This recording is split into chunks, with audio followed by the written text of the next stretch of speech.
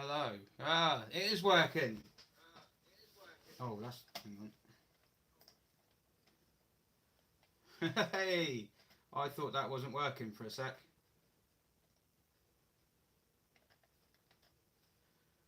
Hello. How are you all doing?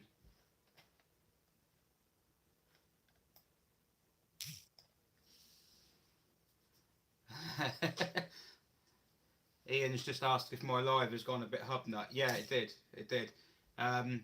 So I'm going between this camera and the screen, which has got the chat on it, so I shouldn't miss anything. So, hello Ratty Rex, hello James Hogg, hello Michael Sanderson, hello Ratty Rex again. Oh no, you're replying to a question. Hello Boris. What on earth are you doing on a Friday night? Well, I'm out gallivanting, like someone very cool would do, obviously. I'm not at work. Yes, I'm alright, Ratty Rex, thank you. That's an amazing name. Kitty Kitty, yeah. Sandwich Bar, that's an even better name. Greetings from Shammy. Looking over here, which is where the chat, in fact, if I was clever, I can't do it because I've done this the wrong way round, but... Ohio! Hi from Ohio. Ohio? Yeah, Ohio. Hello, Ohio Pete. Oh, it's working. There we go. Oh, celebrity. Miss Hubnut's in. Do you not have some LHM that needs changing or something? No, because all my cars are fully up to date. They're all completely serviced, so they don't need changing. Hello from Hubnuts. Oh, they're all here tonight. New York. Bloody hell. Scott Walters in New York. How is Becky's surgery coming along? Not brilliantly. So that is that's meant to be straight. This is the step that you step on to get in. It's meant to be straight, but I stood on it, and now it's not. So yeah, it's that's the sill. So that would have been an MOT failure, and this would have been an MOT failure, and this would have been an MOT failure. So I've got new bits to go in. It's going to take quite a long time. Oh, and Ratty Rex is from California, in Norfolk. There's a California in Norfolk? Oh, you're in Norfolk now when you were from California. Hello from Havant. Oh, that's close. It's not very straight, it's a bit kinked, yeah. Yeah, you could say that it's my fault, I need to be lighter. Oh, I'm going to put my hat on for a minute, it's cold in here.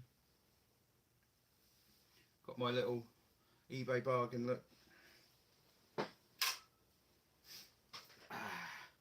How much do Weight Watchers charge for a van? I can't make a joke on that one. I don't know. How much weight? Well, the only weight thing I think you'd be getting with that van would be a weighbridge, to be honest. But I have a kinky van. Yeah, that'll be. I'm not going to put one of those dodgy little bears on the side of it and then drive it down the neighbourhood. California in Norfolk is just up from. Not so. So California is actually a place in Norfolk. I was joking. There's a California in Norfolk? Is there California named after our California? Like with all their other towns and cities? Hello, Andy. So Andy's here. He's the only one who's got his own little icon thing, because that's just what he's like. And he owns the Alpha 75, which is there. Car that everyone wants. So if you want to see the Alpha 75, you need to poke him, not me. It's nothing to do with me. So that's got its own kinked rusty metal. Where's my hubnut beanie? I haven't got a hubnut beanie actually. I need to get a sticker off Ian because the van, Becky the van, does have a massive triangle of doom. I noticed the other day. So mighty cat mods. I thought it said mighty car mods for a minute. I recognised that. That name. How do you modify cats? Wasn't it? Didn't Jimmy Carr say if you put Smarties tubes on cats' legs, you can make them walk like a robot? I'm not saying to do that. Greetings from Yorkshire. Wow, this is mad. Everyone's from so many different. Going back to Ratty Rex, we went on holiday to Great Yarmouth a few years ago. I quite liked it. I didn't mind it, to be honest. I thought it was alright. I quite like that neck of the woods. It's very flat. So we'll send one out. You've got some bits coming because Ian said he wanted some dust from Becky in an envelope posted. So he's got some coming. Enjoy that. We got modified. It wasn't that pleasant. Or is it not Smarties tubes? I mean, if there's robotics involved, that's pretty cool. But hello from Canada. Is that Canada in the New Forest, like sort of near Romsey, Wiltshire way, or is that actual Canada? Because I don't know anymore. Hello from NZ, New Zealand. Oh, you've won. I don't think there's anyone further away than that. 'Tis the season for being pebbled by gritters. Yeah, that's why the BX is off the road now. What's the collective name for a family of hubnuts?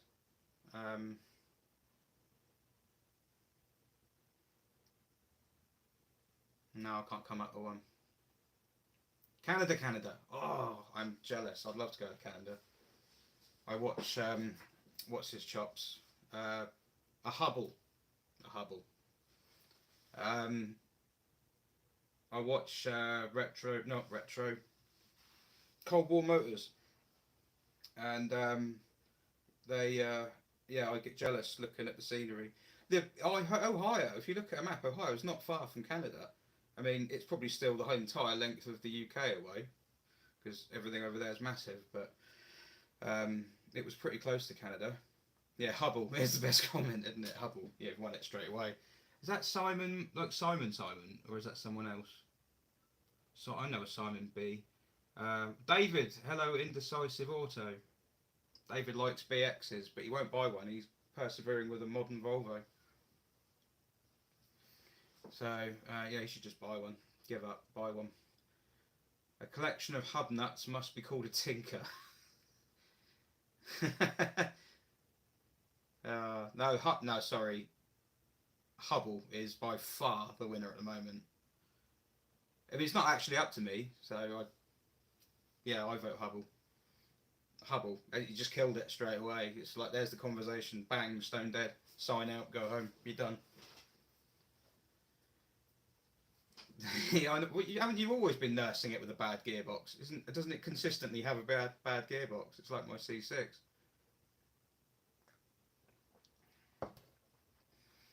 But wow, so we've got people here. 51. There's 51 people. Bloody hell! I thought I was bored. Sensible question. What is the TVR Speed 6 engine actually like?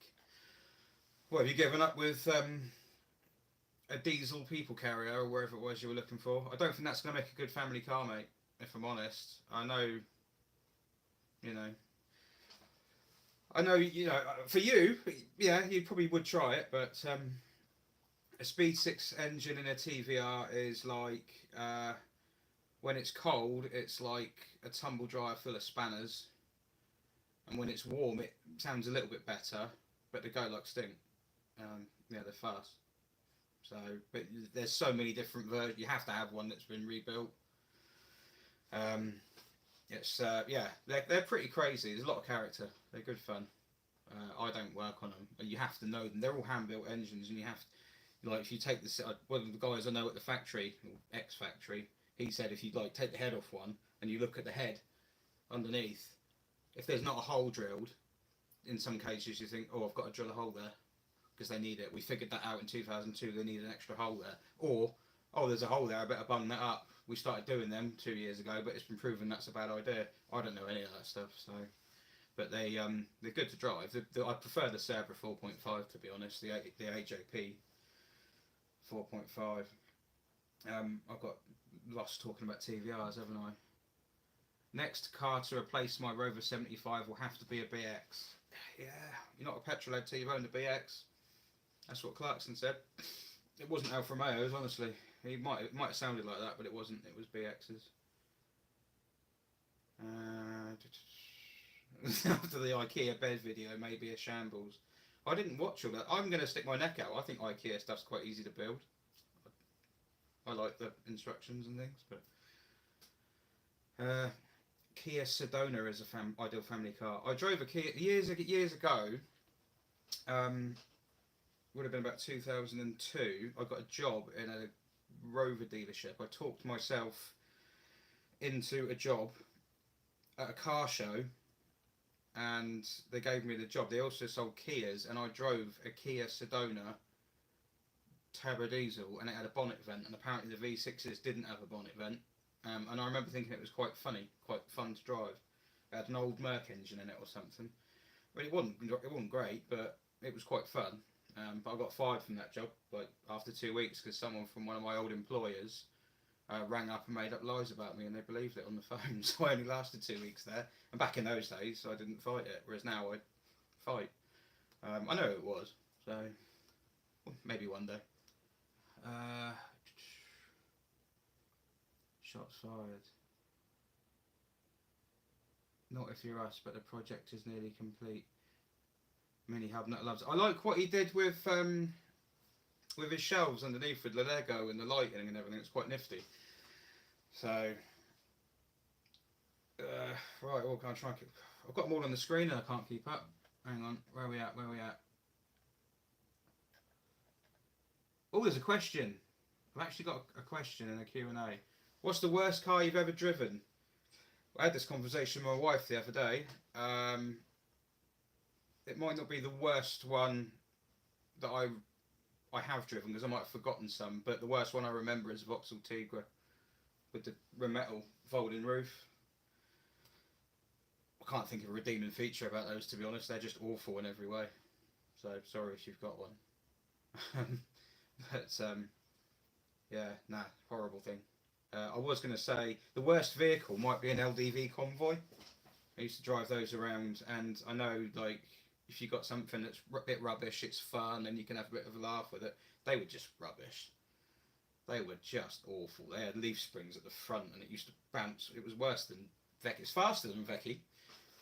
A lot faster than Vecchi.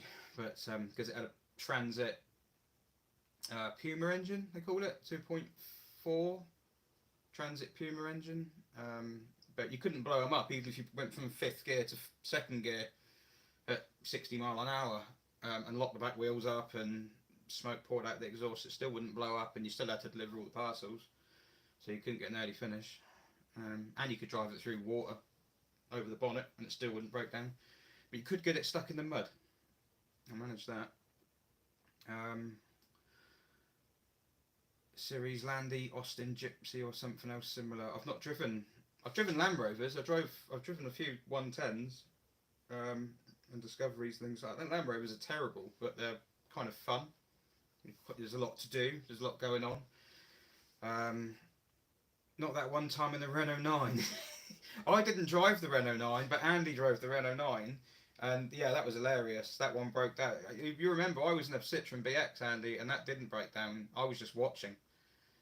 Yeah, that was the Renault 9 that the guy had done the cylinder head on, and he hadn't done the bolts up. And head came loose.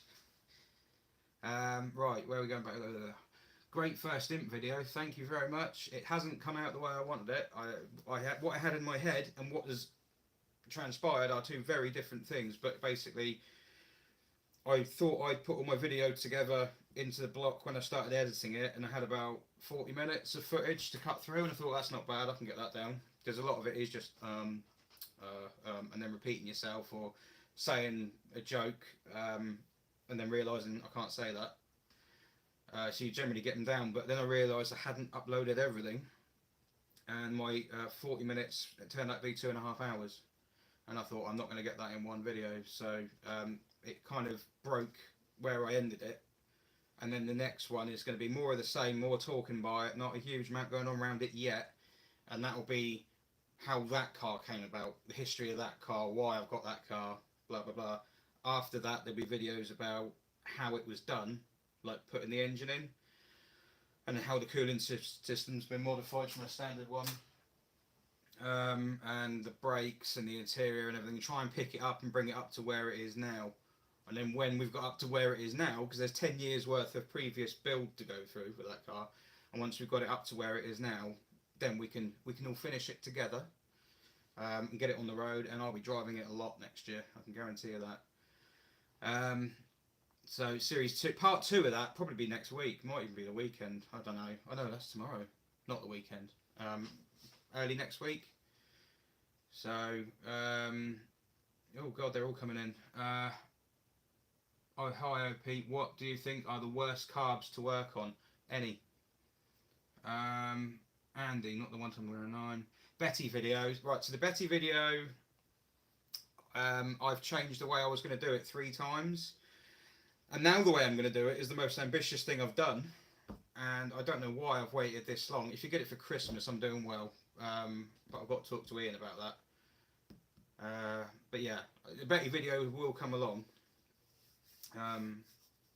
Yeah, I've got all the footage I had. It's just the problem I've got is I shot a lot of footage, and some of it was when I just started doing YouTube. I mean, I'm novice now, but I was really novice then. Although the video will open with the first bit of footage I did on Betty. So I'll have that. My hair's a lot shorter. And then that will come, and then there'll be other bits interspersed in it, and yeah. I'll basically try and tell the story of everything that I saw from my point of view, because it's kind of interesting, I thought. So yeah, hopefully before Christmas for Betty. Be a Christmas present for Ian, won't it? Best car I've ever driven. Oh Christ. I'm pretty much on the spectrum, and I can't answer, like most people would go, oh, Ferrari. I can't, because I'd sit there going, well, oh yeah, it's really fun, but it's not very frugal. Well, there's not enough seats in it. Well, it's, you know, too difficult to park. So all round ability, I don't know. I couldn't say. I couldn't say what the best car I've driven is. Highlights, cars that I'd love to drive again. TVR Vixens are brilliant. TVR Chimeras are pretty good. It's going to sound stupid saying it. BX16 valve. That's long been at the top of my list, because there isn't much it does badly. It's fun, it's cheap, it's frugal, it's roomy, it's comfy, it's smooth, it's good around corners, it's fast A to B, it's different, it looks funky, it sounds nice. There's not much it does badly, to be honest. And crashing would probably be a bad thing to do in it. But would I ever consider buying a Leyland Princess? I love the Princess, and I would love to have a go in one day. I've never driven one. I love the idea of it having a flat straight 6 with hydroelastic suspension. Is it hydrogas or hydroelastic at that era, wasn't it? That suspension's really clever. So I would think, I'd love to have a go at one. I mean, I can't think I'd ever buy one, but I've never driven a Lada neither. No, I've never driven a Lada. I've never driven a Lada. I've never driven a Yugo. I've never driven a Skoda. I don't think. Well, not a proper one. I've driven the VAG ones. God, what have I driven that's really? I've driven some really funky stuff. I'd say really the worst cars I've driven. Some of the kit cars, to be honest. Some of the kit cars are absolutely awful. Given that I run a restoration business, how do I balance playing with the SM and the Rids with family commitments? That's a very sensible question, Vanny. Thank you. Not very well, but as best as I can. I don't really think things through when I do them. I just kind of do them on impulse and then deal with it later. So I think I probably went home and said to my missus, "Oh, I've just started doing YouTube." I think I told her I bid on the SM after I bid on it, because it's easier to ask for forgiveness than permission.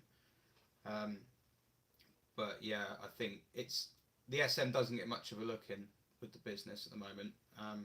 The business at the beginning of the week was I was really busy here. I was working on, I had that BX, which I did the quick video on the other day, the estate, and then I was working on a Caterham 7, which I didn't fit in, and I hurt my shoulder getting out of it. And then as the week's gone on, I'm just going back onto cars that we were already restoring, that we already had here, which are cars that are fighting back, to be honest, TVR wedges. So yeah, it's hard to balance it. The biggest thing is the editing. The editing at home is the killer. It's the absolute time killer. So yeah, that's the difficult bit. That sucks the time up. I mean, if I'm here, I'm here, you know. What car from the Hubnut fleet would you like? Well, I've got a Fox, so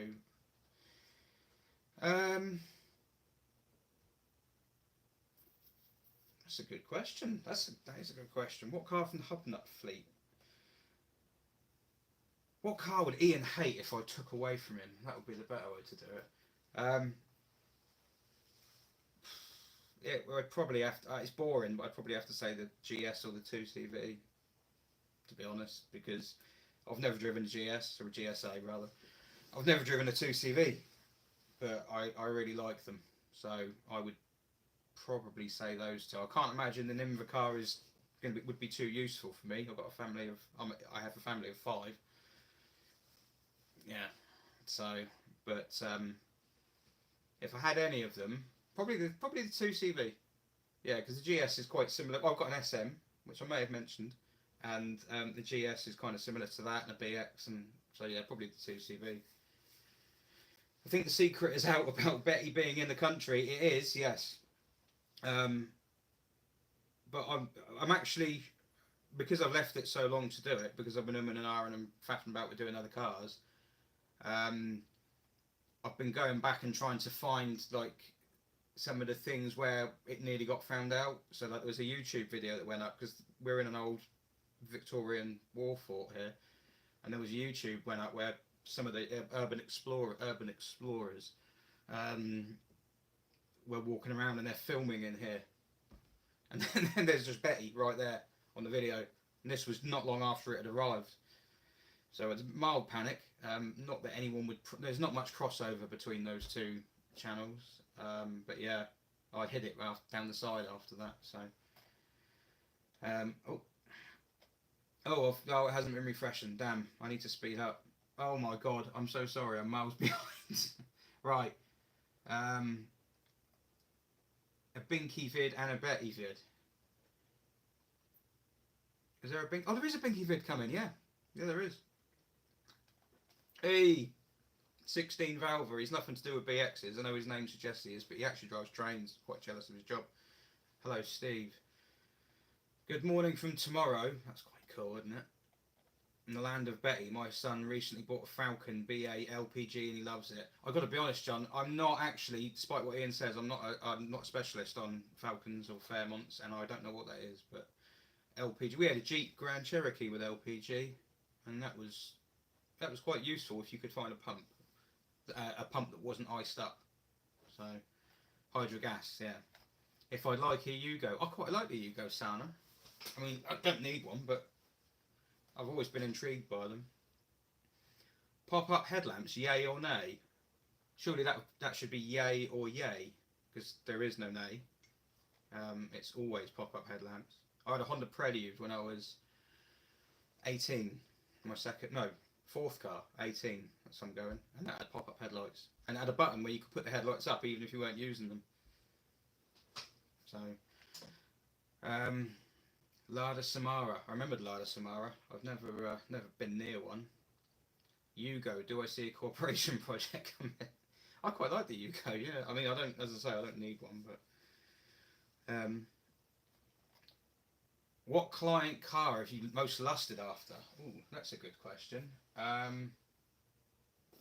Is there any of them that are here now? No, probably. Well, we've got a Cerberus in bits.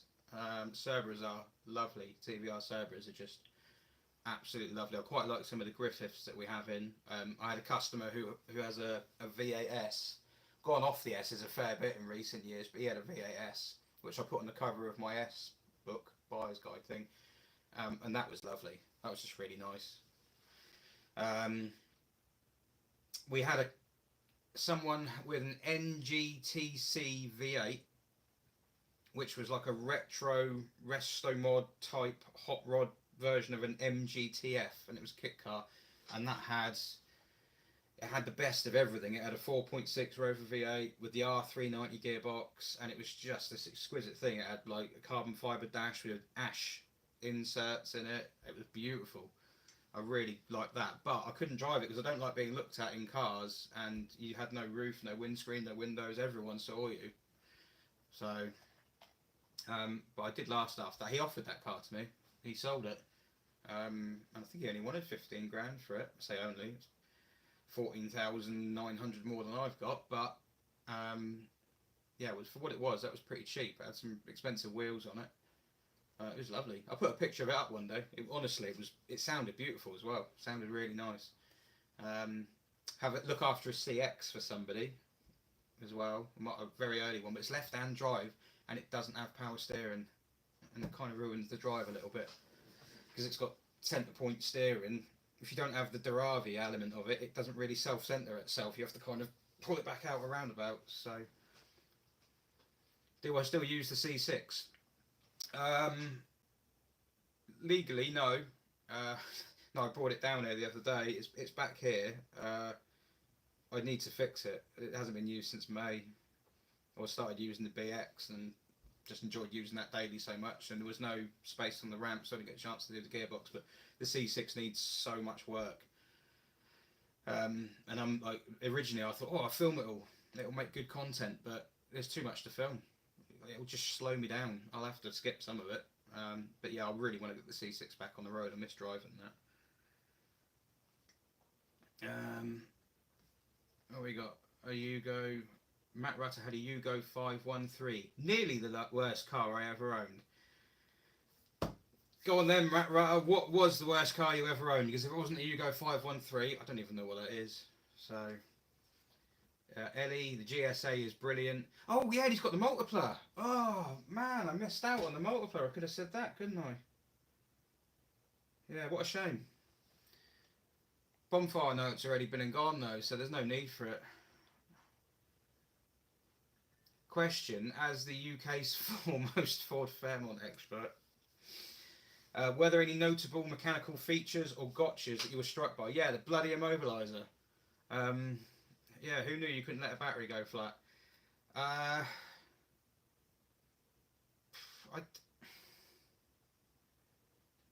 In build, in terms of feel and build and everything like that, felt very similar to a Mark 1 Mondeo. In that kind of element, maybe, or a little bit like a Scorpio, perhaps. It felt kind of basic and a bit sort of cheap in places, but I imagine it's probably quite durable in the sun and everything. It's not made for this climate, it's made for that climate, and that's a bit harder. And apart from the headline, and he hadn't really, the dashboard, you wouldn't know. It was, it looked a bit cheap, but I reckon it probably looked like that when it was new. So the engine always felt lusty. Didn't really drive it much. Just did a bit of testing with it. Aircon was really good. Other than that, I can't really remember too much. I remember thinking the front. I was surprised it had double wishbones at the front. I think it had double wishbones at the front. The back end was quite basic, but it just kind of looked very old school underneath. So what struck me was how different a not US. You're better than the US, aren't you? Australian spec car, how different it was to the UK. In the UK, you wouldn't get away with a boot with a big lump in the middle of it where the spare wheel was. What car would rip you to shreds for that? So, oh god, no, oh god, sorry, I've got to play catch up again. I saw that Ellie, his 2CV with the rust he's had and everything, and I felt bad for him, but at the same time I looked at that sill and I thought, that's really easy to repair. I'm really jealous, because some of the stuff I have to do on BXs is just... brother had an XM Electrics, killed it. Yeah, they had a problem, well, not a problem, they had a clever idea, but it just, as with everything new, it sometimes fails. where they had earth points, which was a block on the chassis, and then a connector, multi-pin connector. I used to plug to it and earth loads of different circuits in one hit. So if that got corroded, it took out everything that was connected to it. None of it worked. I remember my dad had an XM, and we drove down the road in it, and you used to go over a bump, and the spheres had failed, and the interior light used to come on, and it'd tell you the door was open. So, will I modify my Fox? Yeah. I don't know what I'll do yet, but I want to keep the original Reliant engine. Well, it's not the original Reliant engine. I don't know where that is, but it's got a Reliant engine. I want to keep that because I like the fact it's all aluminium and it's kind of part of the character of it. But I want to put fuel injection on it. Have all wiring, quite modern. Possibly aircon. Would be quite nice. But I'm quite obsessed with packaging and space and design and everything. And I look at the Fox and I think, there is just so much wasted space in that thing, it's unreal. So I'll probably think about making little cubby holes everywhere. But I have an SM. Yeah, I know. I'm gonna. I don't know if you can see it. Yeah, that's it. There was no point in pointing at the screen. You can't see it. It's behind the. It's behind the Alpha.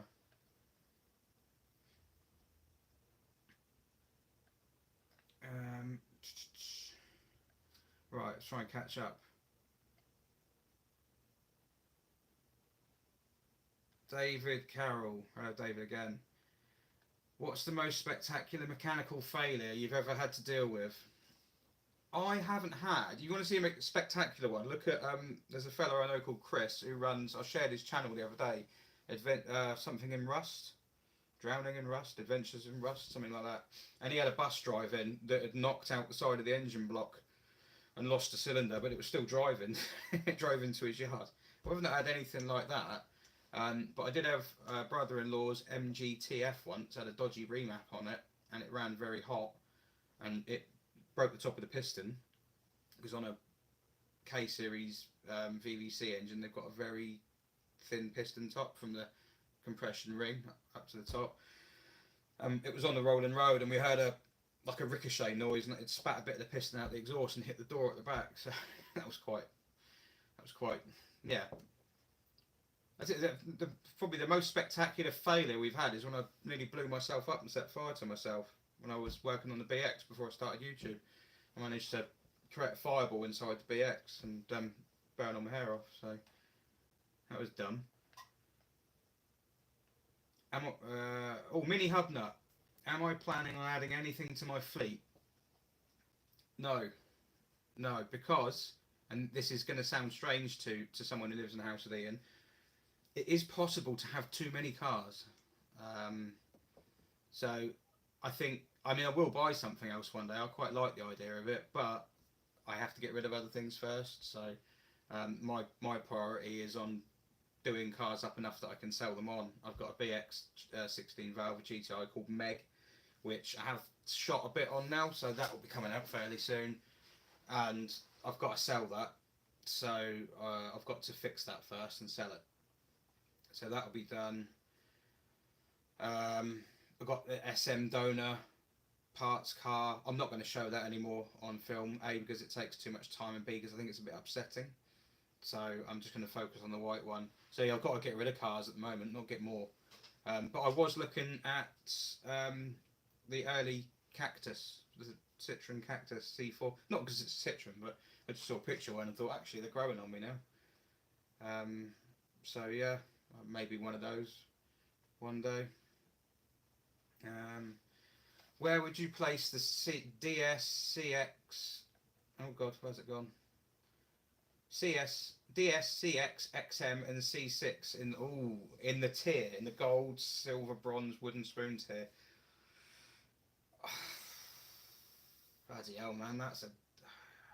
You shouldn't ask someone. I'll be here all night trying to answer that.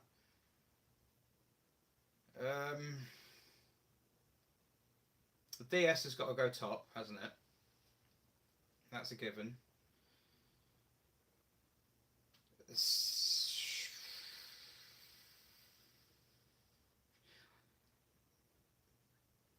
I think it might be that order.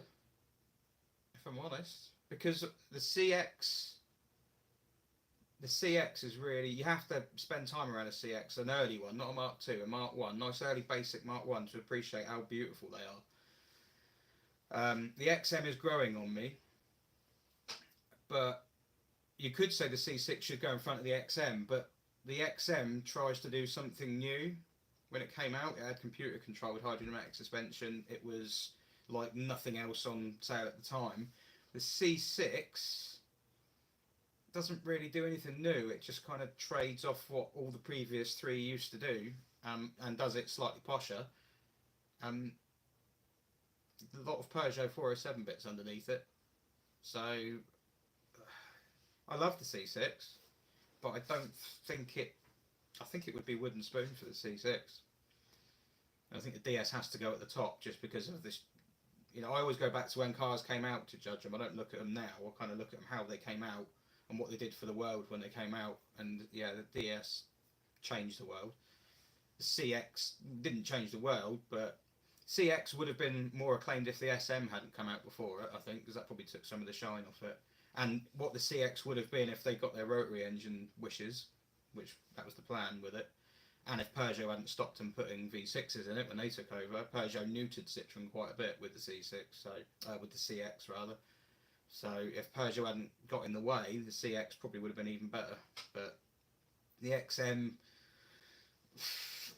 and I think DS and the CX are kind of up here, and the XM and the C6 are a fair bit further down on that particular rung. But I don't know. I'd say C6 definitely wooden spoon because there's just too much of Peugeot 407 in it. XM, ooh, XM may be a bit closer to the CX, but yeah, that's the order. You've written it. Do you reckon if you tried really hard you could pick up the back of an AX? No, you can't. I'm not sorry. I didn't call you anything then. No, I've tried it.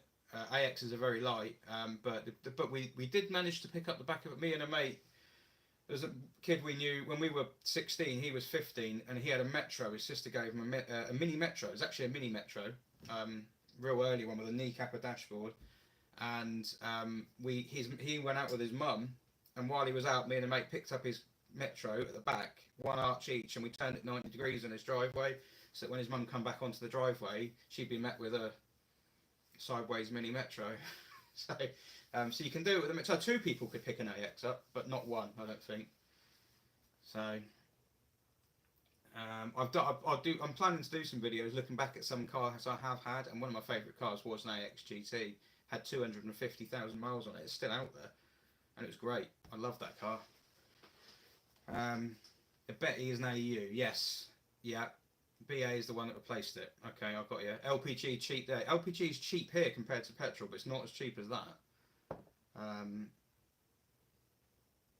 Oh, right. Taxis are... Yeah, that makes sense. That makes sense. On the BX, which model would you tell everyone to steer clear from? 4x4. There's no need for it.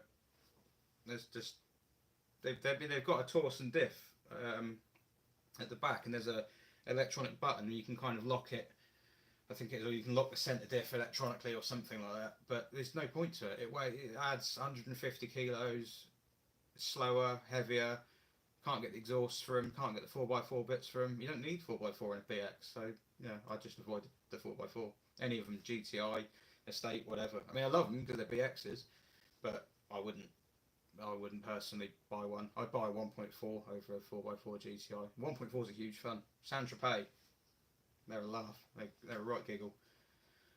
Make Chemi great again. They are making Chemi great. I've been watching the Chemi stuff. I think Chemi's the most sensible car they've got. So I would. I said to Ian, push on with Chemi.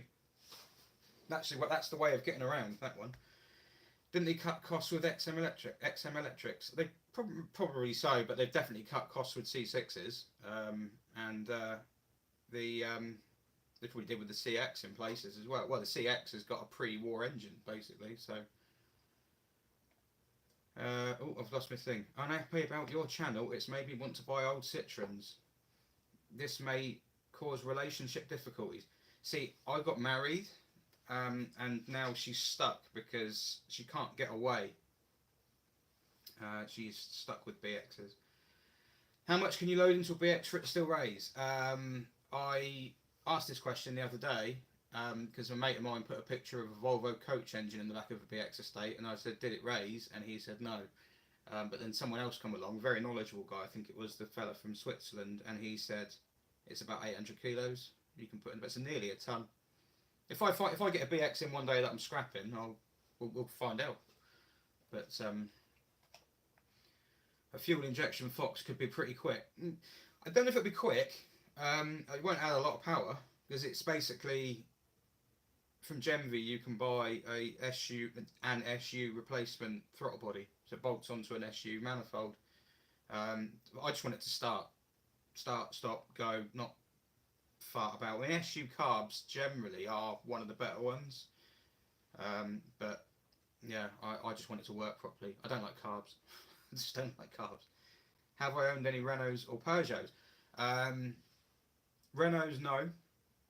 Peugeots, yes. I've had a few. I don't know if I'll have any anymore now that I've read the SM book, where it basically makes you hate Peugeot by the end of it. But I had a 205 diesel that had done 300,000 miles that used to run on veg oil. I had a 106 Rally Series 1, which I had to sell for a holiday to Disney. I had a 407 SW a couple of years ago. Got given it, and actually alright. You wouldn't say it was a nice car. You wouldn't say I'd like that car. You know, it's nice to drive, but it was alright. It was a decent car. 2 litre HDI. Treated it like dirt, and it just kept going. So. And I've had. Oh, we had a 106 XSI as well. I'll tell a funny story about that one, but I'll tell that one another day. I had a 106 diesel, 1.5. They genuinely are ridiculous on fuel. I like 306s, really like 306s, but I've never had one. And I really like 405s, but never had one. So, did I consider buying Mike Brewer's SM when he sold it as a parts car? Oh, did I consider it as a parts car? Yeah, good value. What is it, 40 grand or something for a parts car? The people I speak to in the SM circles, that sounds dodgy. People in the ownership collectives that I speak to are very, very negative about that car. Apparently, it was on the stand at the NEC a couple of years ago, and it was going to get wheeled out after it was all finished, and the curtains were going to be pulled back, and there it was. It was going to drive on. But it didn't drive on. They had to push it on and open the curtains, and they had to push it on because the engine had blown up. So apparently it's not all that. From what I've heard, that engine's not great. But I don't know for sure. The person who owns it will know more than me, but that's just what I've been told. I've never seen the car. Very pretty car. Really pretty car. And he had one, which is good. Apparently I didn't realise he had one, but yeah. What's my opinion on the Citroen, Karin and Camargue concepts?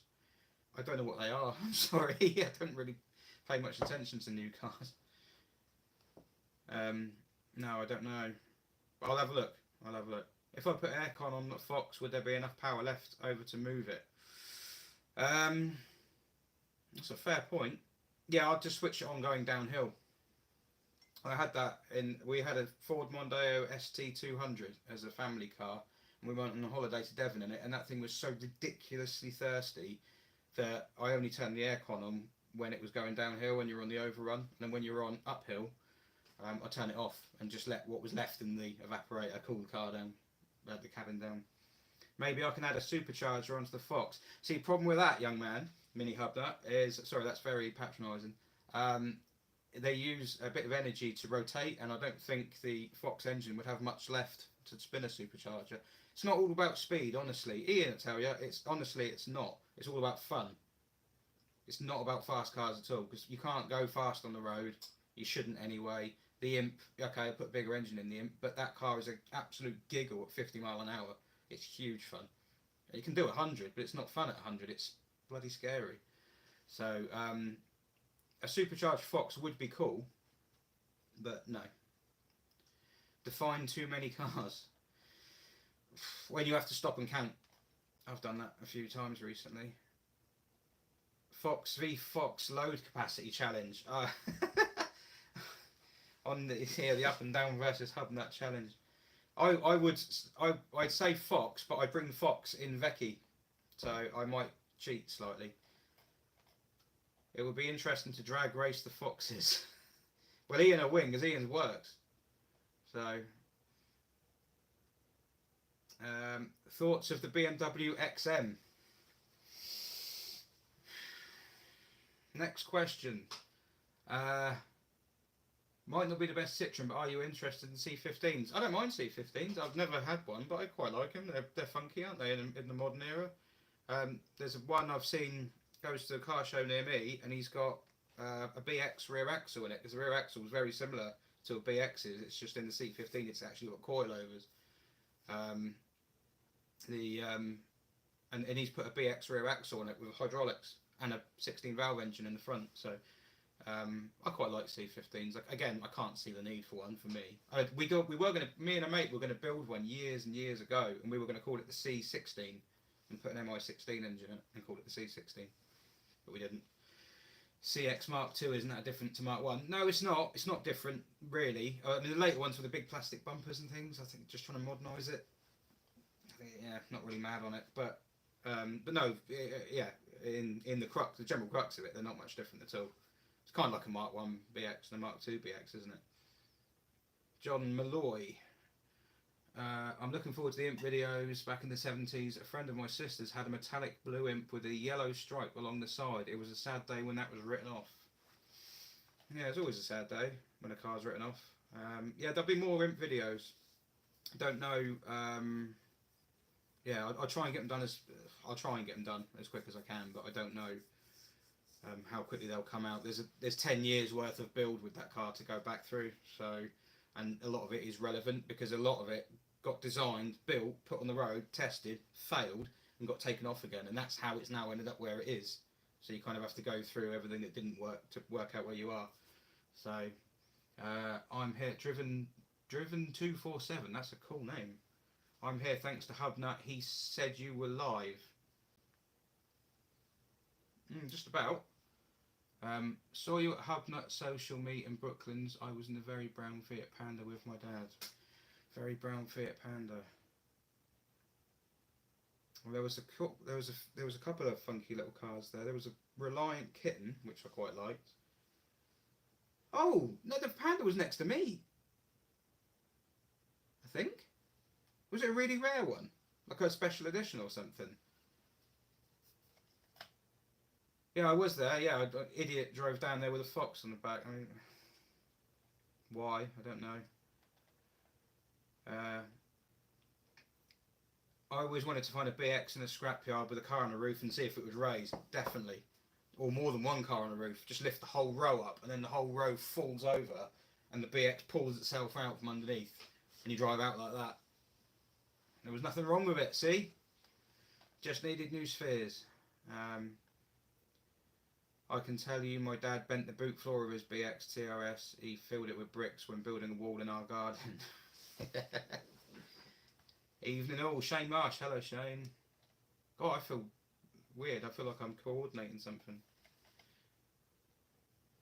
ST200, nice. Those V6s love to drink. We liked it. My missus really loved it. I couldn't stop comparing it to a Xantia Activa because I've had a Xantia Activa. I've had a few, but I had one of them before the Mondeo, so I couldn't help compare the Mondeo to the Xantia. And in some ways, the Mondeo was better. The driving position in the Mondeo was much better. The kind of the sort of interior view.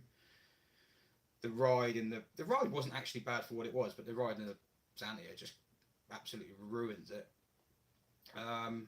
But the thing that really got me was the Mondeo was so cramped in the back. The back seat was so the rear base was so short, and the back doors were so small, and there wasn't much room in the back.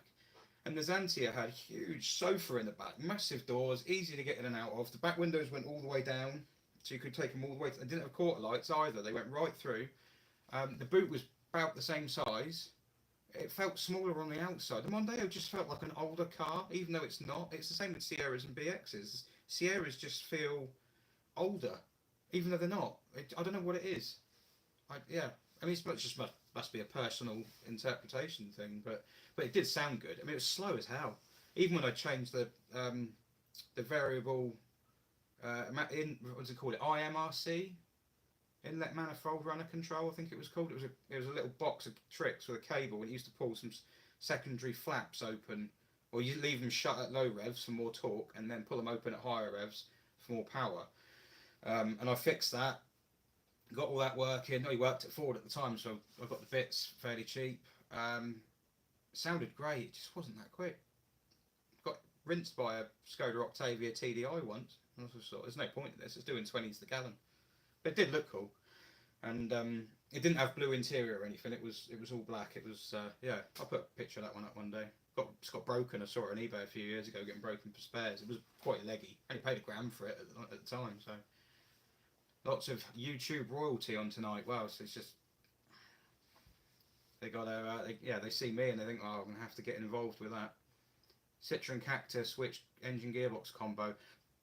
Run Monkey, good name. I don't know much about them, but I would probably go for that 1.2 petrol, because the diesel's the 1.6, and I just, every single one of those I have.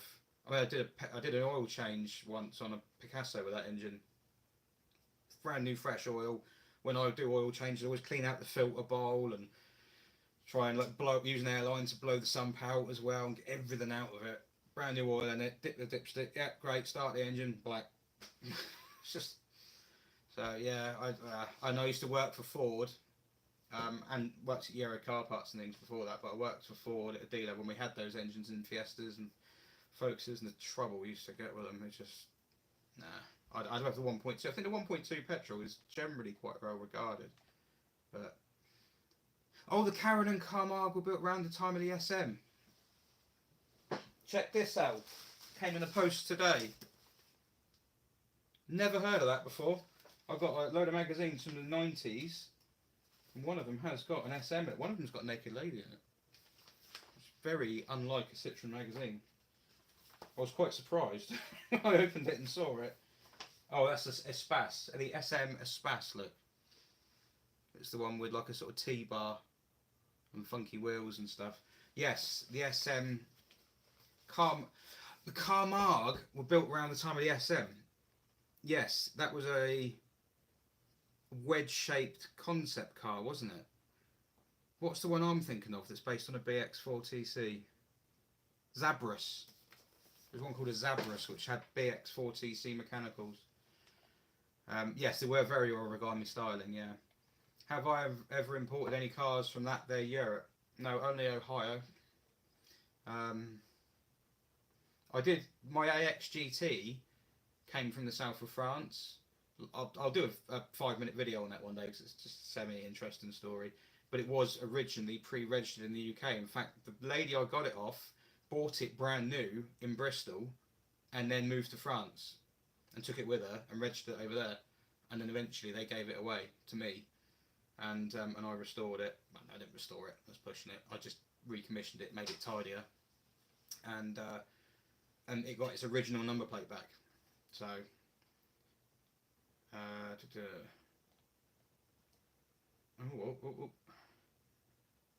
it's too bad everything is so expensive. Making something like a C16 would be pretty expensive nowadays. Yeah. Well, yeah, no. You can, if you know where to look, you can still find a BX. If you went into the BX world and said, has anyone got a BX16 valve engine kicking about, everyone will go no, because they think you want one for a 205 or something. But if you go, I'm building a C15 and like I'm one of you, then you might suddenly find one. But a Citroen Cactus with Megane RX4 running gear. I don't know what a Megane's a Renault, but I don't know what RX4 is. Sorry. How much and how long do you reckon it will take to get the SM back on the road? My kids will be doing school prom in about 3.5 years, and that would be quite cool for me. I imagine they'd probably go, I don't want to go in an SM, it's rubbish, because it's a Citroen. So kids these days are like, they see a Citroen, they're like, it's rubbish. Yeah, they're not into history. They don't understand. But yeah, that even if they didn't want it for the school prom, that kind of time would be good. It's going to be a lot of work. How much in cost, I don't know. Depends if I buy those headlamp lenses or not. There's some. Here you go. Look. The number plate used to sit behind this. I took it off the other day for the first time. Glass security. You can't see it. I think that means security glass. And there. Yeah, because I nearly dropped a bonnet. Well, I did drop a bonnet on that the other day, and I myself, and I've taken it off to protect it. So, if I buy the accompanying glasses, which I would quite like to do, yeah, that's another £1,000. So,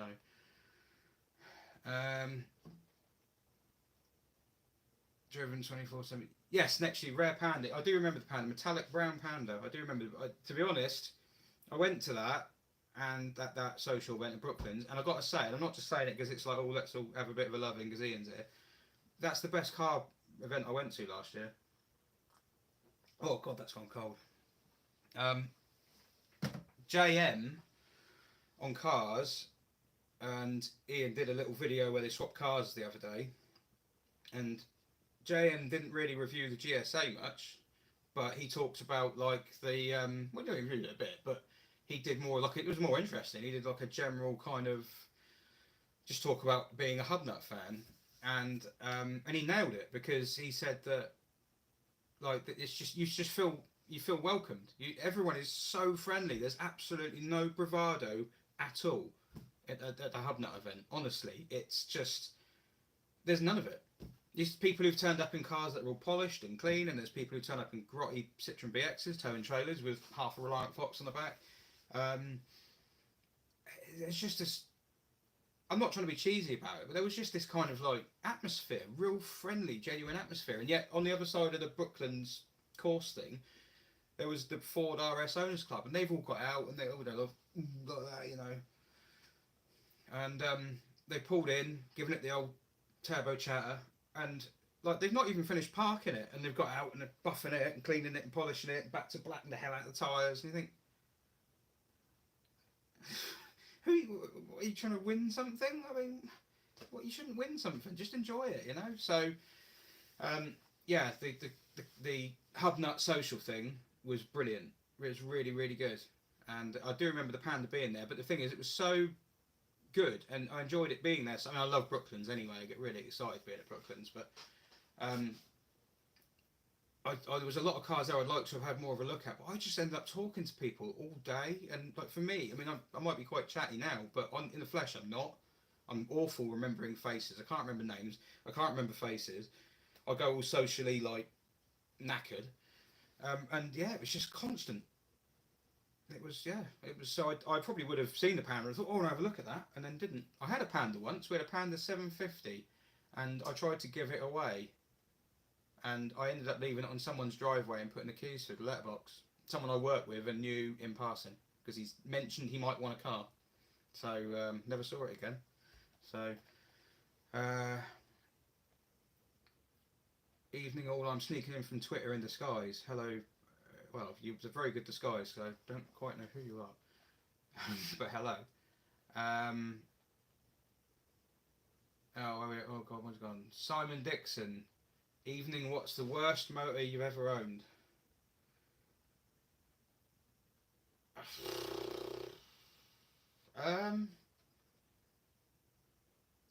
Worst. Again, I overthink things. Do I think worst like worst condition, like that was an absolute dog, or that's a really bad car at its core? Really absolute dog.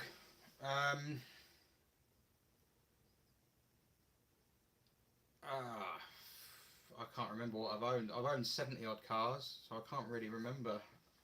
I think I had a Polo, a Mark III Polo. Was it Mark III? I don't know. Yeah, H-Reg Mark III Polo. It said it was a coupe on the back. It wasn't. They didn't call it a coupe until they blew in the face. It wasn't a coupe. It was a hatchback. That was awful. That was really bad. But it could just be a you know, I've got a brother-in-law, and he'd said. I mean, to be fair, you know, be honest about it when I bought it, but I mean, I got into it and started it up, went to drive to work in it, and it broke down at the end of the road on a cold morning. So that went well.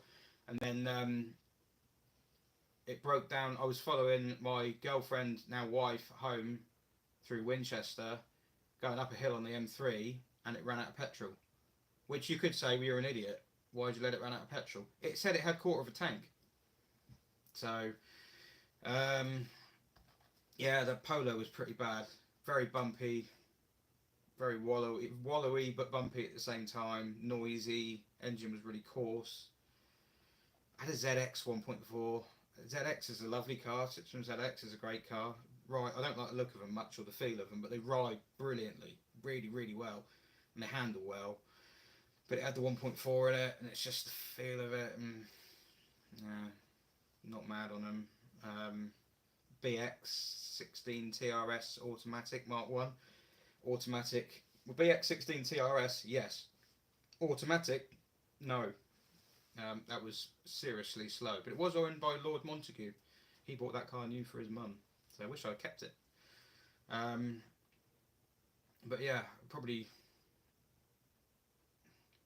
I mean, I've had TVR S1s and an S2. And I look back at them and I think... I'm looking at the one now, it's on the wall. Picture of it on the wall, and I loved it. But it actually wasn't very good. If you think about it, the ride was bad, the handling wasn't amazing. It was alright, but it wasn't amazing. It made a very light car feel very heavy. There was sub 1,000 kilos. It felt like it weighed 2 tons. Driving position was awful for the gear shift and everything. It was back here. The engine, 2.8 km V6, probably my least favourite engine. Pretty much one of my least favourite engines. It's just flat. It's like a VTEC that you're waiting for VTEC to kick in and it never does. It's just flat all the way up. I did like it. I think I liked it in spite of the fact it wasn't very good at all. The doors fall off them anyway. You can't open the bonnet. You only open them about that high, and then you have to get your head underneath them. I'm talking myself out of TVRS custom here at work, but when you drive a Griffith afterwards, you realise, wow, there's a big jump between those two. Yeah. So I'm going to stop saying cars before I stop talking about cars that I don't want in my garage anymore when it's actually my business. Oh, I got lost. Did you ever do an engine swap to make your car faster? Well, the Imp. That wasn't a swap because it never came with an engine, but that will come in future videos. My wife has a Saxo VTR, which I put a Saxo VTS engine in back in 2009. So it's had a VTS engine in it longer than it had a VTR engine. That did make it a lot faster. So, but that's my own. I mean, I've done loads. I've done engine swaps, but my own cars, no. Actually, no. I built an M3, done a couple of M3 estates, M3 Tourings.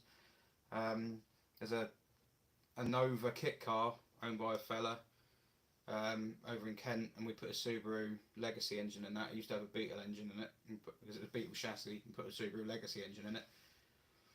Scary that was. Very scary that. You must have a lot of girlfriends with that sexy moustache. That's someone. This stream is so nerdy. It's got to be someone I know that. It's not a moustache because I've got everything else. So it's just general mess. Where we go with the 3-year project now. Oh man. This was supposed to keep me going and I've got messed up. Oh, I don't know how far behind I am. Let me catch up. What cars are currently on your watch list on eBay? I'll tell you what. Let's have a look. You can't see it, but I can tell you. Because I genuinely can't remember. Watch list. A Lancia Gamma 2.5 Coupe. In fact, someone buy that, for Christ's sake. It's a Lancia Gamma, metallic brown, 1980. It's only done 38,000 miles, apparently. 3,600 quid. And the number plate on it, does it come with that number plate? Because that number plate looks like it's worth a fortune. Valuable private plate is also included in the sale. Well, it needs welding, but of course it does. It's a Lancia. So yeah, that's the top in my watch list. I think. Are there any others in there? There's actually a Nova kit car. Because we were talking about them the other day, so someone's selling one in there. I think I think it was about £9 for it, and the engine's not in it. And there's a BX GTI. Because I was looking to see how much that one went for my geeky records. So yeah, there you go. Miss Hubner. It was awesome. Everyone makes our events. Genuinely, it was. They really, really. There's. If you haven't been, you have to go. It's like going to a classic car show with a broader acceptance, a broader range of cars. No judging whatsoever. You can be a bloke who turns up in a dress. You can turn up with a unicorn on your head. You can. It doesn't matter. It genuinely doesn't matter. You can just rock up whatever you want, saying whatever you. Well, maybe not saying whatever you want, but you can, push the boundaries, and everyone's just like, oh, that's cool. Honestly, it's just the epitome of being accepting. It's brilliant. So, JM drove a Daimler V12, best car in the world. Not for me, but then I've never driven one. I'm going to have a bit of a drink here. We had a Jaguar, what was that kit car? A Le Mans Racer. Really weird looking thing, big long, can't think what it was called. They didn't make it. Oh, it was a Le Mans Racer they made, and then that class of Le Mans car got banned or something. But yeah, we had one of them in, so that's the closest I've got to a Jag V12, because it had a Jag V12 in it with individual throttle bodies. I think Brewer fixed his up perfect. Top Gear filmed something in it and auctioned off. Yeah, Top Gear. Grand Tour have used Mike Brewer's old SM. They're going to smash up a whole ton of French cars, I expect, for lols. But yeah, I think they probably drive the SM and say it's beautiful and it's amazing and oh my god, it will go wrong, the failures, blah blah blah. I imagine that'll be how the jokes go. I don't know. What kind of cars did I have in my family growing up, and which was the best and worst? I grew up with a red BX 16 TRS, an A-Reg one, like the one I've got. That's why I've got the one I've got. I was actually supposed to be doing a video on how I got that car and why.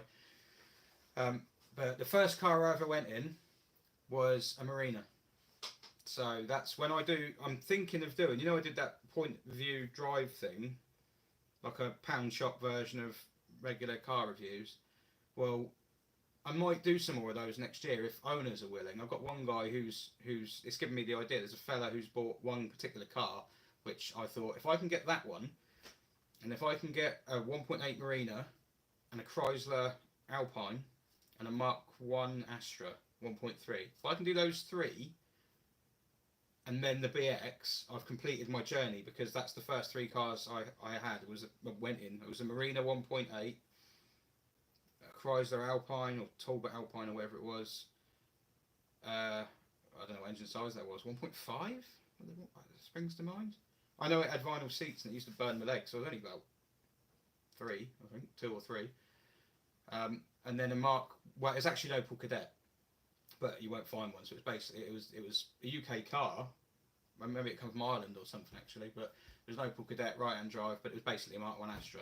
Once I've done that, then I'm on to where I am now, and then after that I see what else I can drive. But if I ever do them next year, yeah, that's how I would do it. So, what time am I aiming to finish tonight? I knew it could take a while. I believe you've been making car purchase suggestions to Ian. Yes, I have. And they're fantastic suggestions because they're mine. I think I said... what did I suggest? I can't remember. Oh, no, Peugeot. Yeah, they're decent. The thing I said to Ian the other day, we were on about doing a dual Zoom call type thing, if there's any interest in it, like talking about how you can get overloaded by projects and how you can get a bit drowned in it all. But my advice always has been, have a car that isn't a silly car. Even it can be a cheap car, a rare car, be a pig ugly car if you want, but just have a car that you think I can muck about all day at the unit, film this, do this, that can go terrible, that can go terrible, that can go well. I can go home in a totally different frame of mind to when I arrive. But I know that when I walk outside, I'll just flip the key and I'll drive home, which is what I'll do in a minute. Because there's a car outside that isn't a silly car, it's just a car. I'll just drive home in it. So yeah, I think that would be my advice to him. Would be, you've got the Charade, which is a good car at the heart of it. I mean, I'd probably just use that, to be honest, but it is a bit small, I suppose. But yeah, just have something that you don't have to worry about, you know. I mean, the car I drive home in, I'm not even going to put on a video. Well, it's not my car, so I can't, but I wouldn't even put it on the channel. It's just a car. So, oh god, it's scrolling again. It's scrolling again. Where we got? One thing, I might have missed some. One thing you love about making YouTube vids and one thing you hate. Do you know, the thing I love about YouTube vids is this, is people coming out and just like, there's so many nice, just people, just really nice people. You wouldn't bump into that many people at a car show. Well, I wouldn't, because I'm not social. But on here, I don't mind it. And yeah, I think it's this is the best thing about it. You know, discovering things and learning things, because you don't really get a huge amount out of it unless you think that the numbers are, you know, a bit of ego massaging from viewing figures and things like that. But I've already realised that viewing figures and likes and things mean nothing really. It's all for vanity, isn't it? So I don't even know what I've got now. Way more than I thought I was going to. But I think I hate about making YouTube videos, from my own point of view, the time that goes into it, and having like creator block. So like, I'll be stood next to something. I tried to do a C6 one the other day, and I will get it done, but I had a nightmare day the other weekend trying to do the C6 because the battery kept going flat on the car, and that really stressed me out. Went home in a right old grump that day, and probably have to scrap all that and start again. You scrap a lot, you lose a lot on the. I mean, you know, you're doing it now, but and then the other thing is the comments. Like, they can be great, but they can be bad. I've not really had much bad stuff, to be honest. I had a few today which have irked me. Which on any other day I would have just laughed and gone, piss off. But for some reason today it bothered me. I don't know why. No, it wasn't listed Jaguar GTR. I think it was not an XJ12. Was it did they do an XJ13? Or an XJ16 or something like that? So, is there much of a difference between the 4.2 and 4.5 Cerberas? Not really. Not a huge amount. Allegedly, the difference is that the engineers got their way with the mapping on the 4.2 and it drives efficiently, and the 4.5s pop and bang like crazy because the marketing guy said they should do that. I don't know how true that is. No, not really. Not a huge difference. They're both pretty quick. They're nothing. You see Cerbera and you see V8 and you think, oh, it's going to be a big lumpy muscle car. And it's not. It's like two motorbike engines welded together in a V. There's a flat plane crank, so it is effectively two 4-cylinder engines. And yeah, you put your foot down at low revs. There's not a lot of go, and then all of a sudden they take off. So at 4,000 or so. So I definitely have one of those two over the Speed 6. The Speed 6 and the Cerbera was more of a tourer. They were actually dialed down quite a lot. There's quite the exhausts are quite quiet from factory, and they're good. But I wouldn't, with a 4.2 and a 4.5, I wouldn't buy one car. I wouldn't avoid a good 4.2 because you wanted a 4.5 because they're that similar. I'd just buy the good one, buy it on conditions. So S-Max keeps popping up since he drove mine. It's not mine. So yeah, S-Maxes are really good. That's what I'm driving home in a minute. They're really good cars. I've gone off it a bit recently. I got a bit bummed out about it because it just feels like it's starting to wear out. I don't get that with the old French choddy stuff I have, and even BXs. You know, you kind of feel like they weren't amazingly put together from new, but they are the same now. Whereas I swear the S-Max rattles more and more each time I drive it. But the engine makes up for it. The engine's a lot of it's just so lusty and grunty, you know. And they just drive so well. They don't drive like they drive way better than a people carrier has any right to. I had 2 Chrysler Alpines and a Talbot Solara. Glutton for punishment. Simon K, nice hat. He's a knobhead.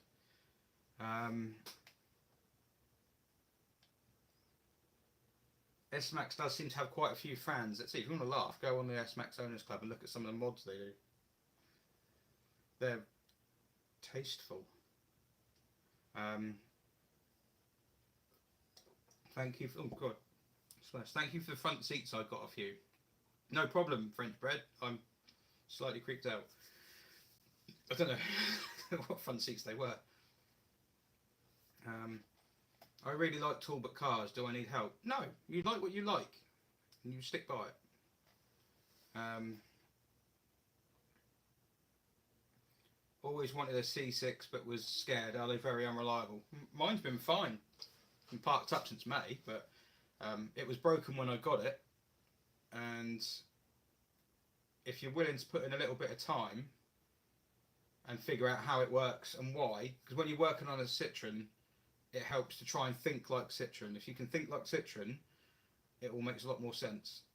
Because they're quite logical in their design with things. It's just it might not be the same as what other people think, but there's always a reason why. Well, usually a reason why. So no, I wouldn't say they were very unreliable, to be honest. But there are a lot of unique parts, and if some of those go, as I say, you have to know them. My car, when it came, had a suspension. I'll go into this in a video, but mine had a suspension fault. If you drove it down the road, it would say suspension faulty, and it would go all hard. And you think, oh god, where'd you start? What'd you do? Because no one's going to know. And it was a bent bracket, a bent £9 bracket, bent by about 2mm, something like that. So once you figure out how they work, and that's where forums come in. It was the C6 owners and French Car Forum are the two. I mean, French Car Forum's just a gold mine anyway, but C6 owners it was a good one, and that's where I found out how the suspension works and managed to figure out. Hang on, so that could be. I'll do all that another day. Not XJR50, XJ13. That was it. It was an XJ13.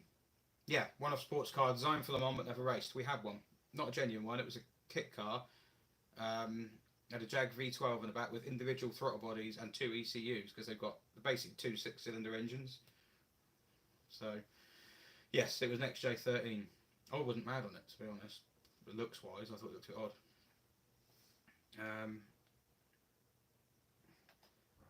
TVR engine designer Al Melling is a real character. Yeah, I've heard that. I've never met him, but I've heard that. He was only one of them. He was AJP. AJP, AJB6, AJP12, and AJP was Al Melling, John Ravenscroft, Peter Wheeler. So, but yeah, I know he had. Yeah, I've heard things. Oh God, I'm trying to keep up. Although a C6 is a cheaper option to what I really want, a CX25 GTI. Not in tax, it's not. A C6 is very expensive. It's super tax. It's like 55 quid a month to tax it. If you get the V6 diesel, the 2.7, most of them are 2.7s. There are a couple of 3 litres, but they're a huge amount of money, and the people who have them say they're worth that extra money, but then they would because they own them. But to me, I thought, well, mine was less than £1,000.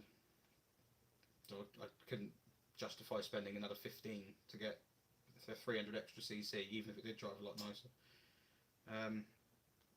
I had a Talbot Samba S. Bloody wish I still did. Yeah, you'd be the only one, wouldn't you? There are any of them left.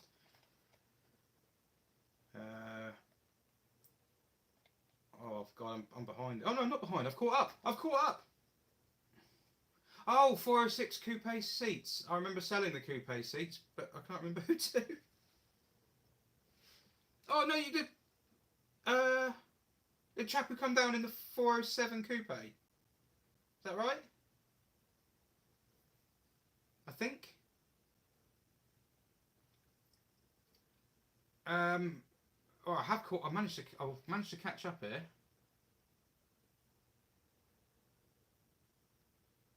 What tips would you give to someone starting to work on their own cars for themselves for the first time?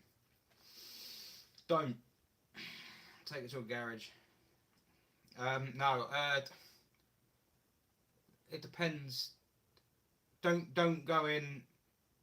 Keep it simple.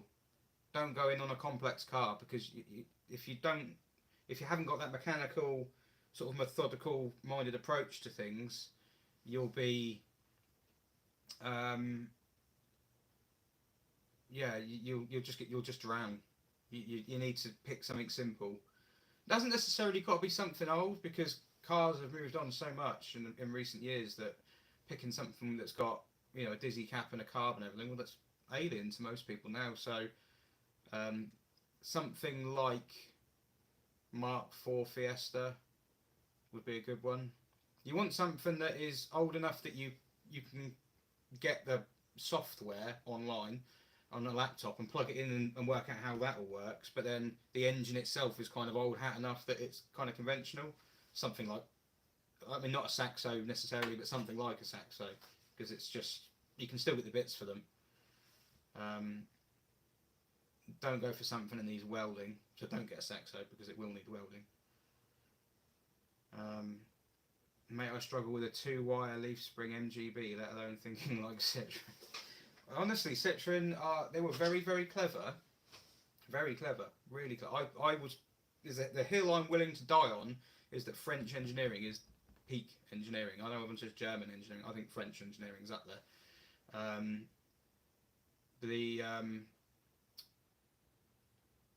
You have to try and get into their mindset and the way things are done, but it takes a while to do that. So, Better Half says you're one of the most talkative people she's ever. I just ramble, man. I just ramble, talk crap. So I really should go home soon. In fact, I will have to go home soon because it's. I knew I'd be about 90 minutes. So, what do I think about the petrol C6? I like the sound of the petrol C6, but you won't find one. They're so rare. No one bought them because everyone was told diesels were the way forward at the time. I imagine they're a fair bit slower than the diesel because they've got a fair bit less grunt. But I would also think they're a lot smoother. I mean, the diesel's pretty smooth, but the petrol is more simple. No DPFs, no regen, no turbos, nothing like that. You know, a much more simple engine, and it's a good engine, the V6 in those. But they're just rare. Not even a question of it being less frugal, because the V6 diesel isn't especially economical.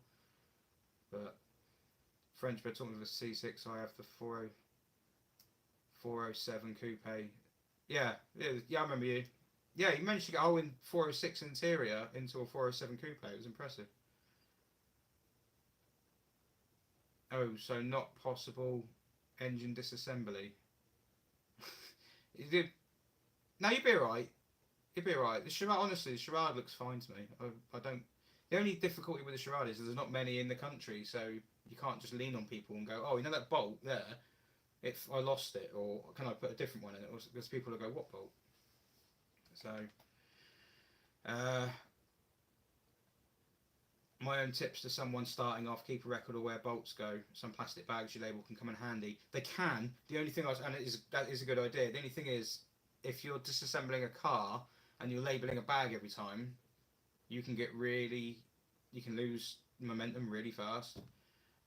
Whereas I always try and put bolts back in their holes. So if you take a bolt out and then remove the bracket, put the bolt back in the threaded hole, because then you know which bolt went where. But the other thing is take photos.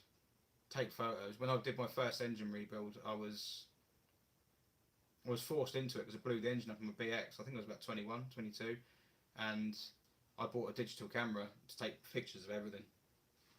And even that wasn't enough because now I'm having to go back through it and sort it out again. But yeah, I would say photos and labelling does come in handy. Put things back where they are, even if there's nothing there. Just put the bolt back in the hole. So, best first TVR, Chimera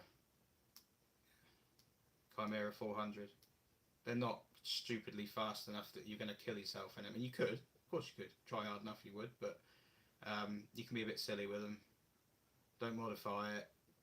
And they're just good cars, and they're not that expensive for what they are. I mean, you can get an S, but the S is quite compromised, and I think it could I think it could take away your enjoyment of the car. I mean, like in an S, the steering wheel can wobble, whole dashboard wobbles, the doors fall off, the roof can leak. The roof's a pain in the arse anyway because it splits in the middle. It can be difficult to park because of the steering. So I would say Chimera, 100%. It's one of the best TVRs they made, to be honest. German engineering is only the best because we've been told it is for so long. I've always said Germans are masters of marketing. German marketing, peak marketing. Making people think that how nice a glove box clunks when it shuts is engineering. That's some good marketing. But yeah, I'd say French engineering for the core stuff underneath that you, when you're actually driving the car, is more important. Oh my god, I've got left behind again. French engineering way better than it gets credit for. The bean counters also get their way too often. True that, yes. From the engineering side of things in France, the enthusiasm and the knowledge and the skill is unbelievable. But yeah, the bean counters do. And Peugeot taking over Citroën after, look at Citroën before and after. And you could say, well, Peugeot had to come in, the Citroën went bust. But Citroën were doing quite well. It was just down to some unfortunate decisions, and that at the time seemed like good decisions, but ultimately killed them off. That's why they had to be bailed out. They were profitable. They were making profitable cars. So look at 2CV, for Christ's sake. 2CV is genius. Question is, should I do the motorbike engine swap on my Citroën Acadian or leave standard? I know Hubnut had a 2CV in with a Motor Guzzi. I would have thought it was BMW because he probably went to Pete Sparrow for that. And Pete Sparrow is your man. Sparrow Automotive. If you want to do anything with a 2CV, go and speak to him. Because he won't sugarcoat it either. He'll just tell you what he thinks. If you come up with an idea and he thinks it's a crap idea, he'll tell you. So yeah, he's been there and done it. For me, I think I'd leave the engine standard, especially in a Acadian, because it's quite rare. And I think they had the slowest 0 to 60 time in my book, my Guinness book of specs. So I wouldn't want to lose that. I think it was the slowest car in there. What do I think of the push towards electric cars, and which on the market do you find interesting and why? You're trying to stitch me up, Simon. Electric cars are the way it's going. Deal with it. Petrol engine's dead. They're dead in the water.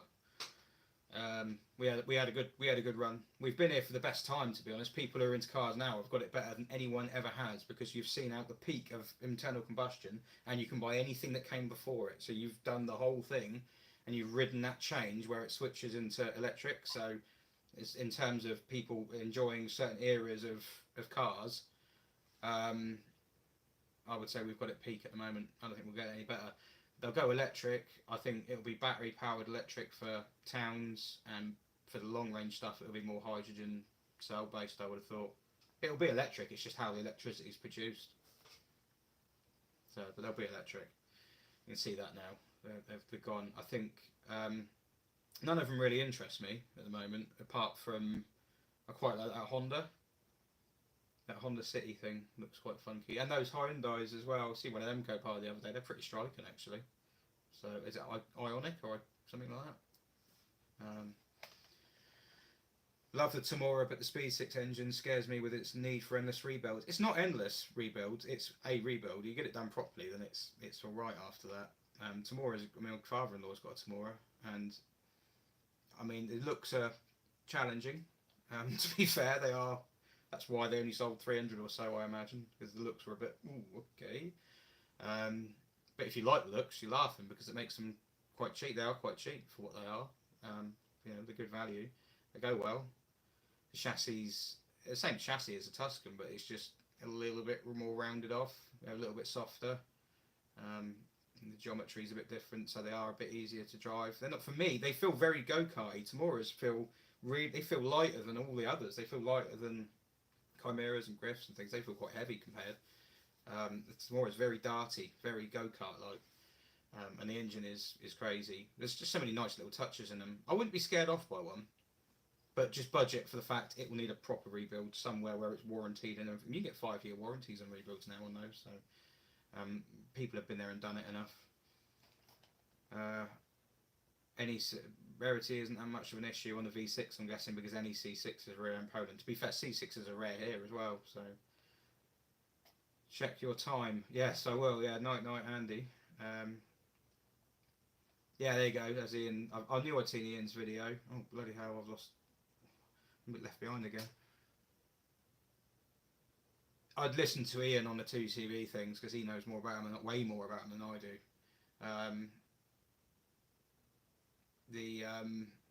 But yeah, it's Pete Sparrow Automotive. He's the guy to go to for 2CVs. I tried to get into the French engineering mindset when I had to replace the heating matrix in my ZX. Okay, right. So there's two different schools to the engineering thing. So French engineering is either good for you, the user, or it's good for you, the builder. For the builder, heating matrix and a ZX was probably a fantastic design, compact, brilliant packaging, very efficient, blah blah blah. Not for the person who has to replace it. So that's not necessarily, that's poor after sales thought. That's not necessarily engineering. But yes, I know that in the 407 and possibly the C6, when the heater flaps go inside, the directional ones, they wear out. You cut a hole in the side of the heater box. It's easier than taking the dashboard apart. Hi Tim Stinson. In my opinion, Citroen spent so much on hydromatics they had nothing left for engines. Yeah, there might have been some truth in that, but at the same time, I don't think they were fussed by engines. They only became fussed by engines once the SM came out, and they thought, oh, we're making a posh one, we better put a nice engine in it. Oh, we don't make a posh engine, we better buy Maserati. So their engines were decent, they were strong, but they weren't necessarily nice. That said, were any French engines, if you don't go back as far as like Facel Vega and everything like that, and all the really like exotic stuff pre-war, was anything after the war in France have an exotic engine? Nothing mainstream did, because they were not kind of austerity, but they were very much like, no, let's be sensible. So, but they probably, yeah, if they put more into the engines, the cars would have been too much money, and they were so expensive anyway. Chimera is worth it for the sound. Don't need to drive it anywhere. I'm bored of the sound of Chimeras and Griffiths and things. I'm used to it. It's a busman's holiday for me. I prefer like a V10 or a straight 5 or just an exotic 6-cylinder or something. But yes, yeah, the Chimera, they're good cars. They do. If you don't hang around them all day, then you wouldn't find it boring. Yeah, the BX was ahead. Yeah, the BX was ahead of its competitors. The BX's party trick was being able to do the impressive stuff, but do it in a mainstream audience to people who would have normally bought a Vauxhall Cavalier, because all the Citroens up to then weren't. It was very much like, I'm going to go all out and buy a Citroen. Whereas if you got a BX, it was like, I'm not really going all out. It's got some wacky touches, but so the BX was a brilliant. It was the right car for the right time. It saved them. If the BX had failed, Citroen would have gone under and probably taken Peugeot with them, because Peugeot were on the brink as well. So the 205 saved Peugeot. What's for tea? I'm supposed to be getting a takeaway on the way home. So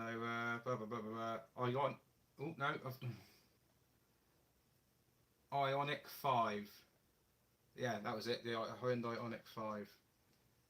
The Renault 5 concept is the only car that interests me. Electric car. It looks good, but I don't think you should base whether a car is worth looking at or not based on its looks anyway. But if they're having to make it look like something they built 40, 50 years ago, doesn't say much for the modern car, does it? Because there was a post the other day on Facebook, and someone said, oh, it was French president going around in one of them DS9 SUV things, and it was just like really sad. I think I even left a sad emoji because it was just, wow, that's really how the mighty fall sort of thing.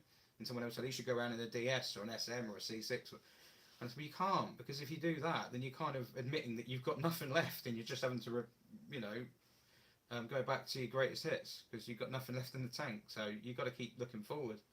But the Renault 5 concept does look awesome. I'll give it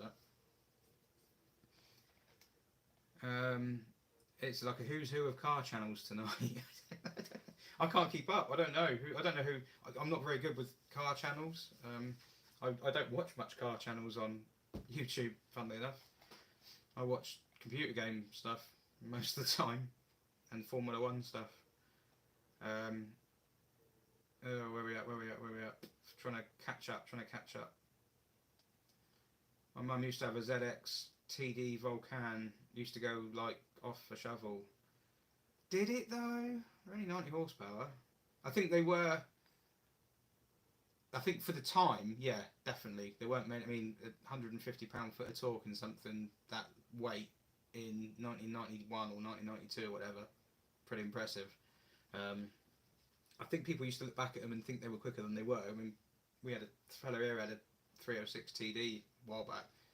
It wasn't that fast, you know. And they're not even that frugal either. But I think, yeah, they were good though. I love the Volcan, white early Volcan, 1.9 petrol I'd have, but a white 5-door.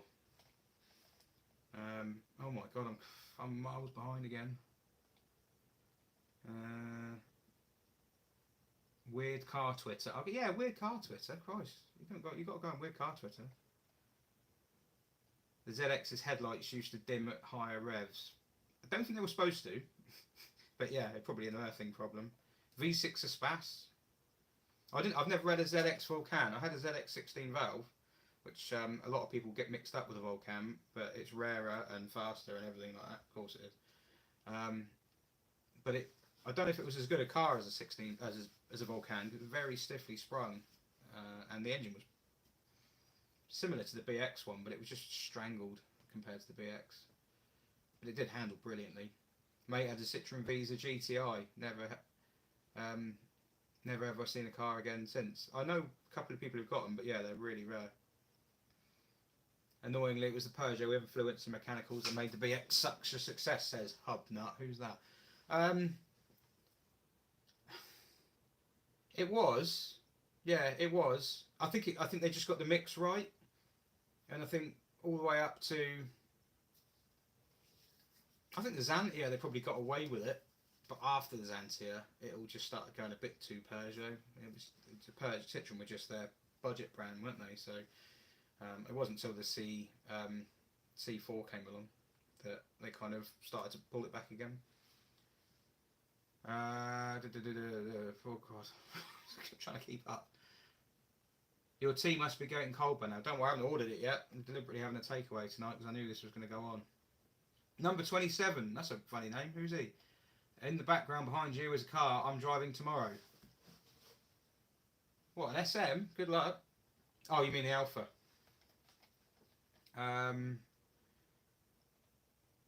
Yeah, I should really do so. Andy, you still there? Have you fallen asleep? Let us do. They want to do your Alpha. Everyone loves this Alpha. I know nothing about it. Loving the tomato. Yeah, the tomato's alright.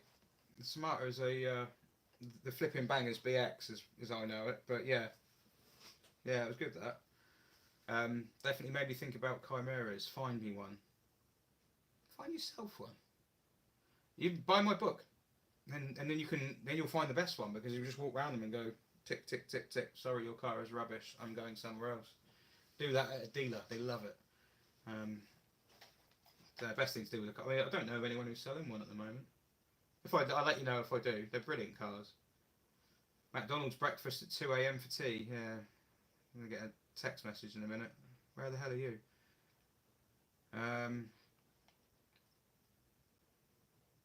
I can't forgive number 27 for overlooking Vecchi in the BX video. I know, you walked straight past it like it wasn't there. I mean, the amount of people who do that every day, it makes me angry. Wow, bloody, it's like there's so much going on. You should live stream repairs on Twitch. What's Twitch? Isn't that the one they do computer games? I think my kids watch people playing computer games on there. Cheeky question, but would you have any interest in taking on an apprentice? We're not really geared to do it. We did have thought about it in the past, but especially with the way that I'm kind of going here with all this and doing more of my own stuff, can't really do an apprentice justice. That's the problem. I like the idea of helping younger people learn stuff, but I'm an awful teacher. I'd be a terrible teacher. My patience is nothing like. I'd be stroppy within like that, you know. So I'm an awful. I'd be an awful boss. I'd be an awful person to work for. And I've just got very high standards and no patience at all. Like, why don't you understand it? Well, get more intelligent then. So I'm not really the right person for it, to be honest. But happy to help someone out if there's a young person who just wants to ask questions and look at something and see how it works. Not a problem. Yeah, send them down. My dad had a BX TGD in graphite grey with the rear spoiler and front bumper of a GTI. As a 9-year-old, it was like a spaceship compared to the Montego before. Final phase BXs looked awesome. Well, most people prefer the early ones. So I think the late one. You sure it wasn't a TXD? Oh no, 1990. That would have been a TGD. God, I'm sad. Yeah, I think 16 valve was probably the best looking one, but I'm biased, so I would say that. Is the 2CV the only Citroen sold with its intended engine? I think I'm misreading that question. I don't. The BX has got the engine that it was intended for because it was one of the first cars fitted with the XU. So I love my Citroen, but it's not really a Citroen. It's a TCPA.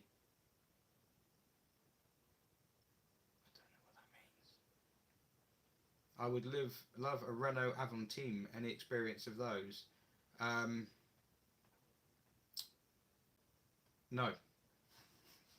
Well, when we found out we were having a third child, we liked the idea. We thought I have to get an MPV because you can't fit 3 car seats. Because we had twins and then another one. You can't fit 3 kid seats across the back of a car anymore. You just can't do it. You have to have 3 full-size seats, which puts you in people carrier territory. SUVs don't even get close. I don't see the point of them, to be honest. And of course, as soon as I thought people carrier, I went Avantime, and they're 4-seaters. So I was annoyed. I would like one because I just keep opening and shutting the door because of the double hinge door. I just keep sitting there, open and shut, open, shut, open, shut. So, and the story about them is good. The deal with Matra, I think it was. You have to research it. I think Matra built them because they had some credit to use up or something.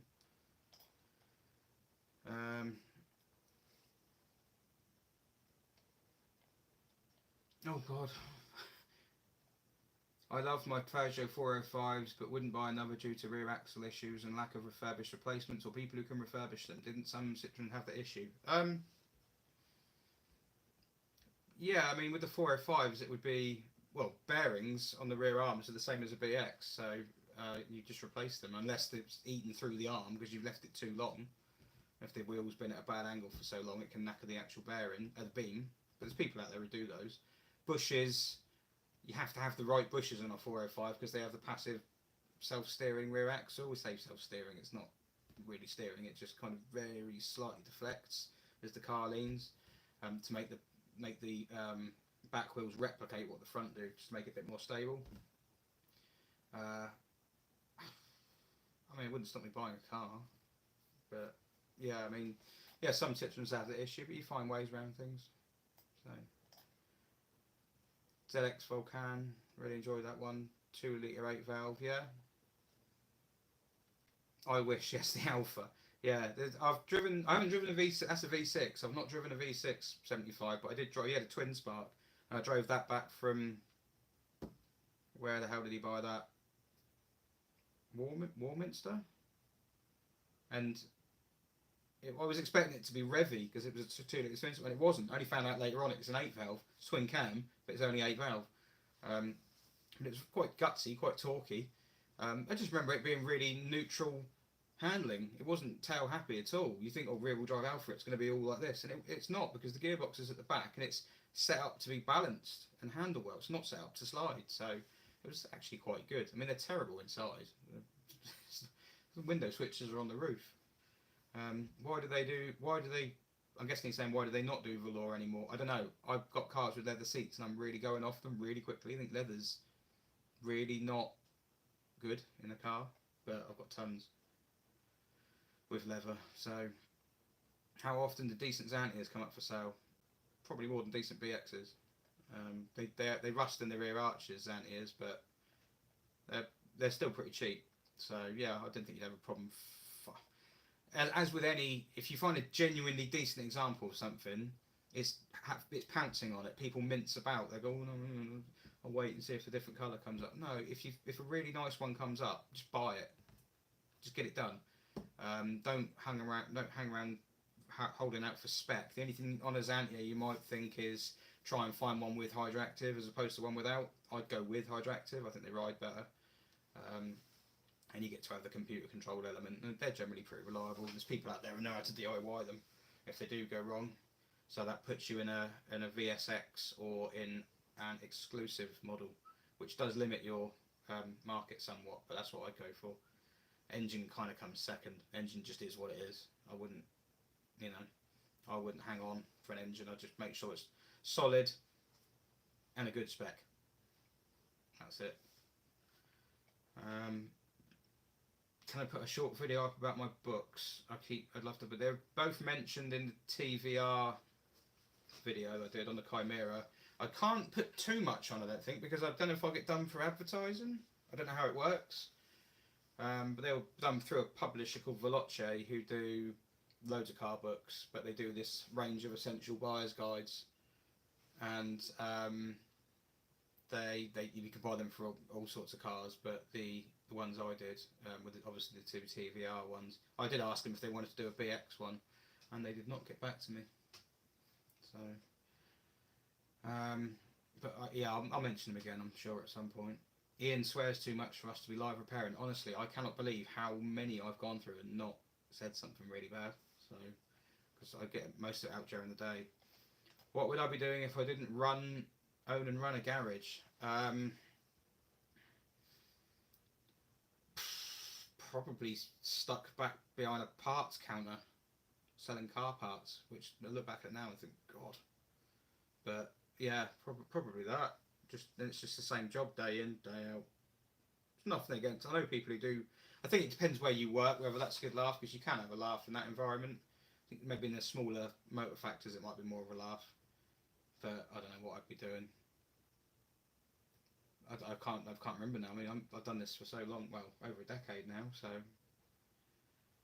whatever it was I'd be doing, I'd be pretending to do it full on and probably phoning it in about 50%. So, Ian swearing never. Yeah, he does. He doesn't do it on videos, but he does.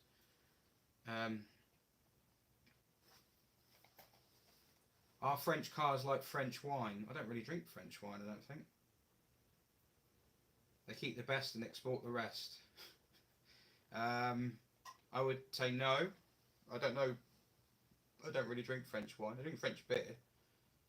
But a friend was given a BX 16 valve because someone had topped up the suspension with T-pole, industrial washing up liquid. Well, that's a good way to break it. But at the same time, if it didn't kill it, drain it all out, put the right fluid back in.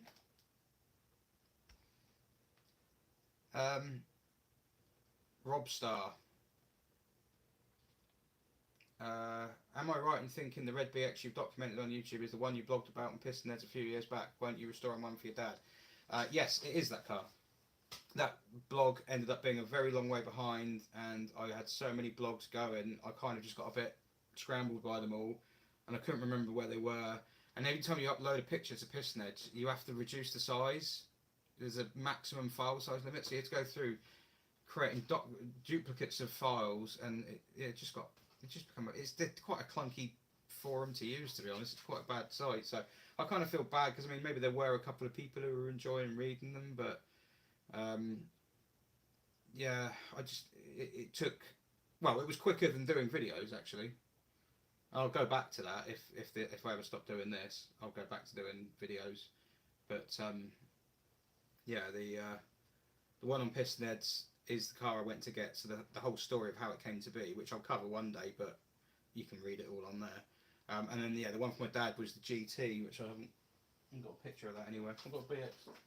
There's just crap in here. Look, there's a BX wheel trim. There's just random stuff everywhere. There's that. There's a release bear in there for a Ford Z-Tech. I don't know. I've got stuff everywhere. There's a box there that I was using to catch mice. It's called Rodent Active Transport Module. But yeah, there was the GT I did. I'll cover that one day, because I'm going to do videos where I go back and just talk about some of the cars I've had in the past. And GT exists and is quite a nice looking car at the moment. So yes, but that is the same one. Hubnut has to go. They have to walk the dogs. Yeah, I really should go. I'm nearly 2 hours in, so I'm going to be going in a minute. Sorry, opening the door. Oh, the C1. Okay. Yeah. Yes, I know the one you mean. Yeah, C1 107 I go. Looking forward to the next Hubnut video. This is not. What's your What's your favourite colour car from Laura, age 34? Laura's a very patient lady. She really is. I know she's very patient. My favourite colour car would be whatever Simon, aged 49 or whatever he is, doesn't have. So,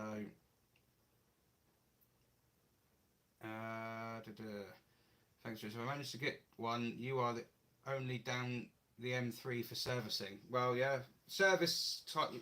Get a Chimera or any TVR, just keep servicing it. Even if you think I've only done 500 miles, just service it.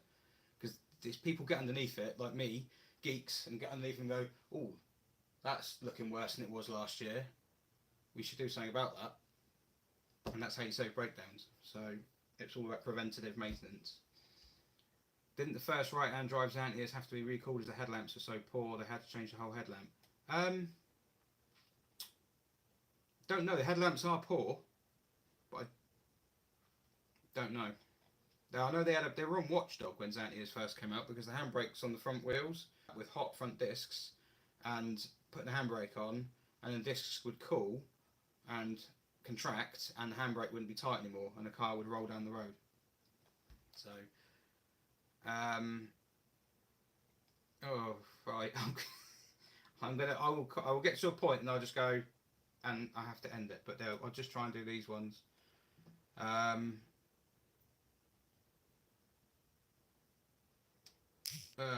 What's your sort of it's Laura. She's just messaged me.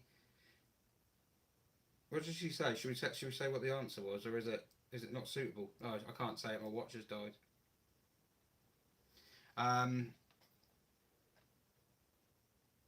Oh God, where are we at?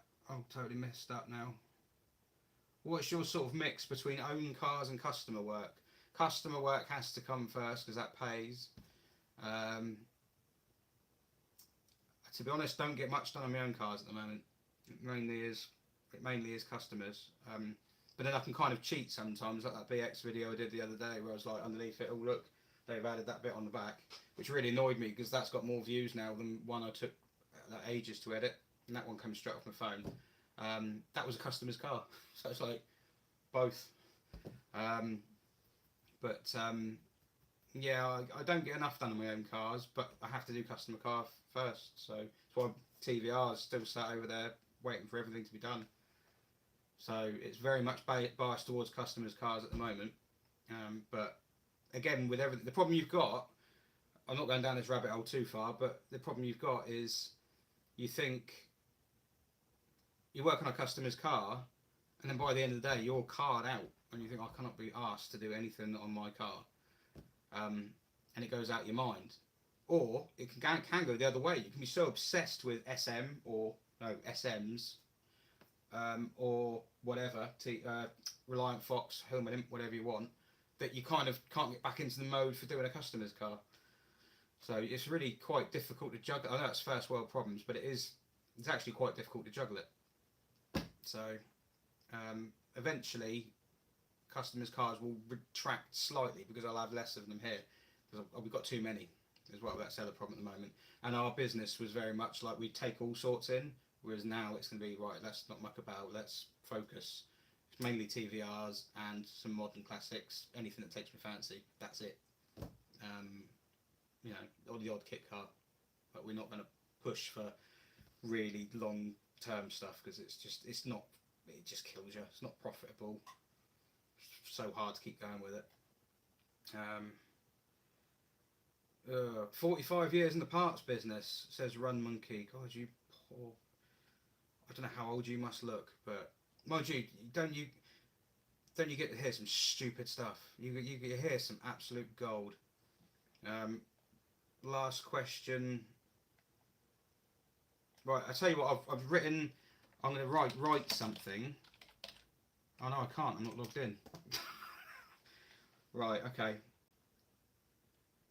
I might start skipping some. Will I be doing one on the BX16 valve? Well, I'm going to be doing the black one. So I'm not going to do... I have got the red car. I'm not going to do so much on that one. That one's not really going to feature on here. That's kind of just... I don't want to sound like an idiot saying it. It's kind of... That's just for me. It's like that's my own home life one. I might put it on here eventually. And it's been hauled out already. It's been on telly and been in magazines and stuff. So you can see it all about. But like I won't be covering much of that. I think that'll just be... I've had that since I was 20. So... but the black one, go into detail on that one.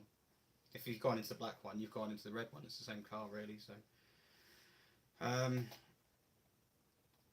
XM thoughts. I really like the look of them. I really like the look of XMs as well. But I've never had one. Ask Simon. He's had one.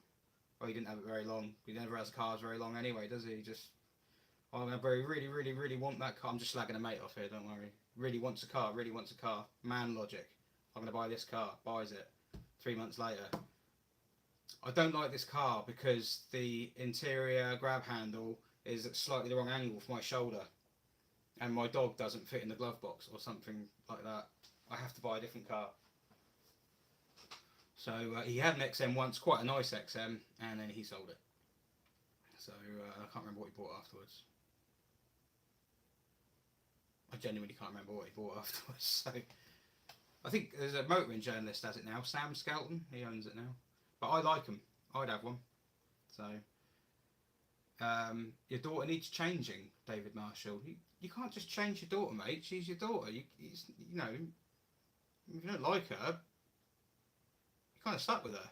You made that commitment, you can't just swap her for a different... Oh, the nappy, right, yeah, okay.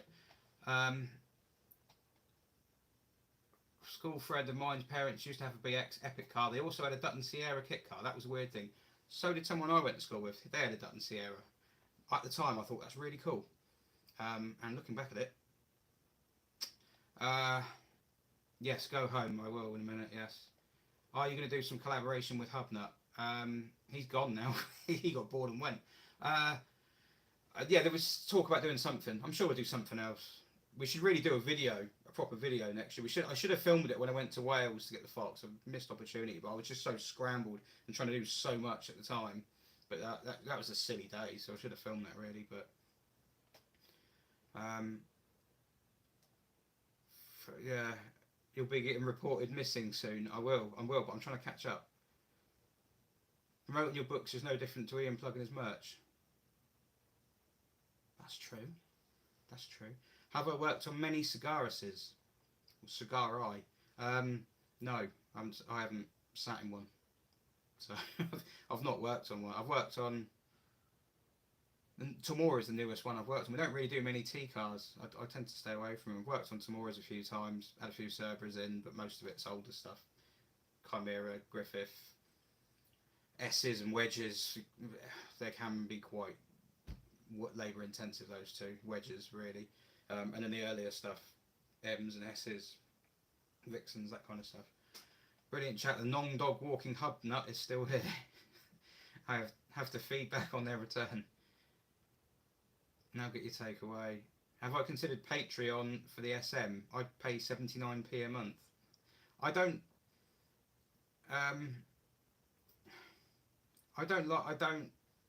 like taking money off people. It's one of the reasons I struggle doing it as a business. I don't like taking people's money at all. I could deal with it more from this because it's like that it's just by choice, but I don't like asking for it. I know people do. I know that's the model. I know that's the way you have to do it. That's why I can't say like and subscribe and click the bell in videos, because I just can't feel like I don't like asking people for stuff. But I feel, I don't know. I don't know if I'd want to with the SM, because it's like, that's my car. Like, you shouldn't have to pay for it. It's my car. It's not like everyone's going to get a go at it at the end, is it? So, if it was something like you were doing a car for charity, you bought a car and then like everyone pitched in and then someone did the work and then you sold it at the end and the money went to charity, I could get that. But I say that, I'll probably start one up next week. But what takeaway are we getting? A cold one at the moment. What do you want? I'm not having another Chinese. We had one the other day. KFC? That's on the way home. That's actually my wife asking what takeaway we're having. So. Oh, Jack's still here. Bloody, I thought you'd have gone, mate. I'll keep the Chimera in mind, but you've got to start spelling Chimera right. You've got to keep the A in there. You do that and I'll look out for one for you. They are good. They are good. And they're good. They are good value. The gravy burger. I bet you, do you get KFCs in Wales? That could be a t-shirt slogan, couldn't it? How many people would you upset with that? The gravy burger. I don't know. I've never had that. We just get buckets normally. Just eat food out of a bucket. Interesting that you call it take away. We call it take out. 23 miles away. See, I was going on about moving to Wales because I love it. It's beautiful, but that could be a bit of a deal breaker. 23 miles away. I can't eat in KFC. I have to take it home. I don't like eating in the thing because it's full of scum. So I couldn't. 23 miles would be stone cold by the time we're going. The kids will be annoyed if we do. She good thing about streaming video. You can see where the other half is. She knew where I was. She didn't worry about that. It's lovely here though, as you've seen. So Ian goes on about how pretty Wales is.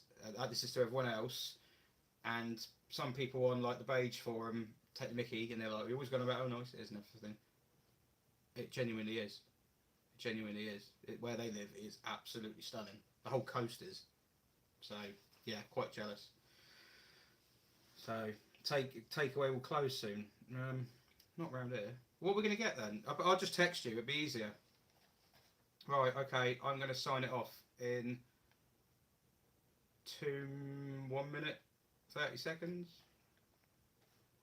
So yes, thanks for everyone who come and watched. That was kind of interesting. I've forgotten about all the mean people today who I've not called names yet, which I would normally do, and I feel like I've let them get away with it. It's just been rambling, hasn't it? Well, I've answered questions. I've answered questions. People ask the questions and I'll answer them. Don't mind answering questions. So it's I can't believe how many people came and asked questions. Actually, that's a lot of questions. It's a shame this isn't monetized, isn't it? You say it's good rambling. You don't have to live with it. So if you did, you'd be thinking different. So yeah, thank everybody. You're back from the dog walk and I'm still here. Yeah, because I'm committed, mate. You know what I mean? I don't go off and walk a dog. I mean, I haven't got a dog, but if I did, I wouldn't just go off and walk it. I'd be like, I've got people I've got to talk to. Are you done now? I just saw it was up. I'm afraid, yes, Peter Nyholm Christensen. Yes, I am going. I've been here over 2 hours, so. You mean I'm watching this and you're not even earning any money from it? I don't know how YouTube works, so possibly. I don't know, I might be. But you can say good night, Ian. Yes, that's right. My night has just begun. I'm going to go and get a takeaway. And then I'll probably watch what we're watching at the moment, Schitt's Creek. And that's not swearing because it's spelled differently. So, but yeah, good to talk to everybody. Good laugh. Yeah, you can watch it back. I think I've clicked the button where you watch it back, and you can replay it. So you should be able to do that. It's a long one, but if not, I mean there'll be another one. I'll try and do another one a different time of the day sometime. So if I do that, then it might help people who aren't in this country, because I can't believe there are people who aren't in this country watching this. So, but yeah, right. There's, yeah, Matthew Hayward has enjoyed listening to the rambling in the background. I'm back. No, I'm going now. Go see Beatles Get Back. I'm watching it now. Yeah, maybe. Yeah. Right, I've got to go. I'm going to get food. So thank you, everybody. The next video that I'll put out will be the second bit of the imp, which will be largely the same as the first, just stood around talking. You won't see a huge amount, but it's a bit more about that particular car, what's been done to it, why it ended up that way, thought process behind it, blah blah blah. Once you know everything, then you can start looking at the car. With looking at the car now, you'll just miss stuff. You know, what am I looking at? That gives you some context because it's in bits, so it's you can't just show you the car. So that's the next one. Hopefully the Betty one will be before Christmas. Hopefully. There's more C5 ones to do. I've got tons. Content coming out the ears. That's not a problem. It's just the time to edit them, so it'll be as and when I can. So yeah, but I appreciate everyone who watches and says nice things, and you enjoy it. That's great. It makes it amazing. It's much bigger than I ever anticipated it to be. So yeah, I'll see you later on once I figure out how to turn this off. There it is.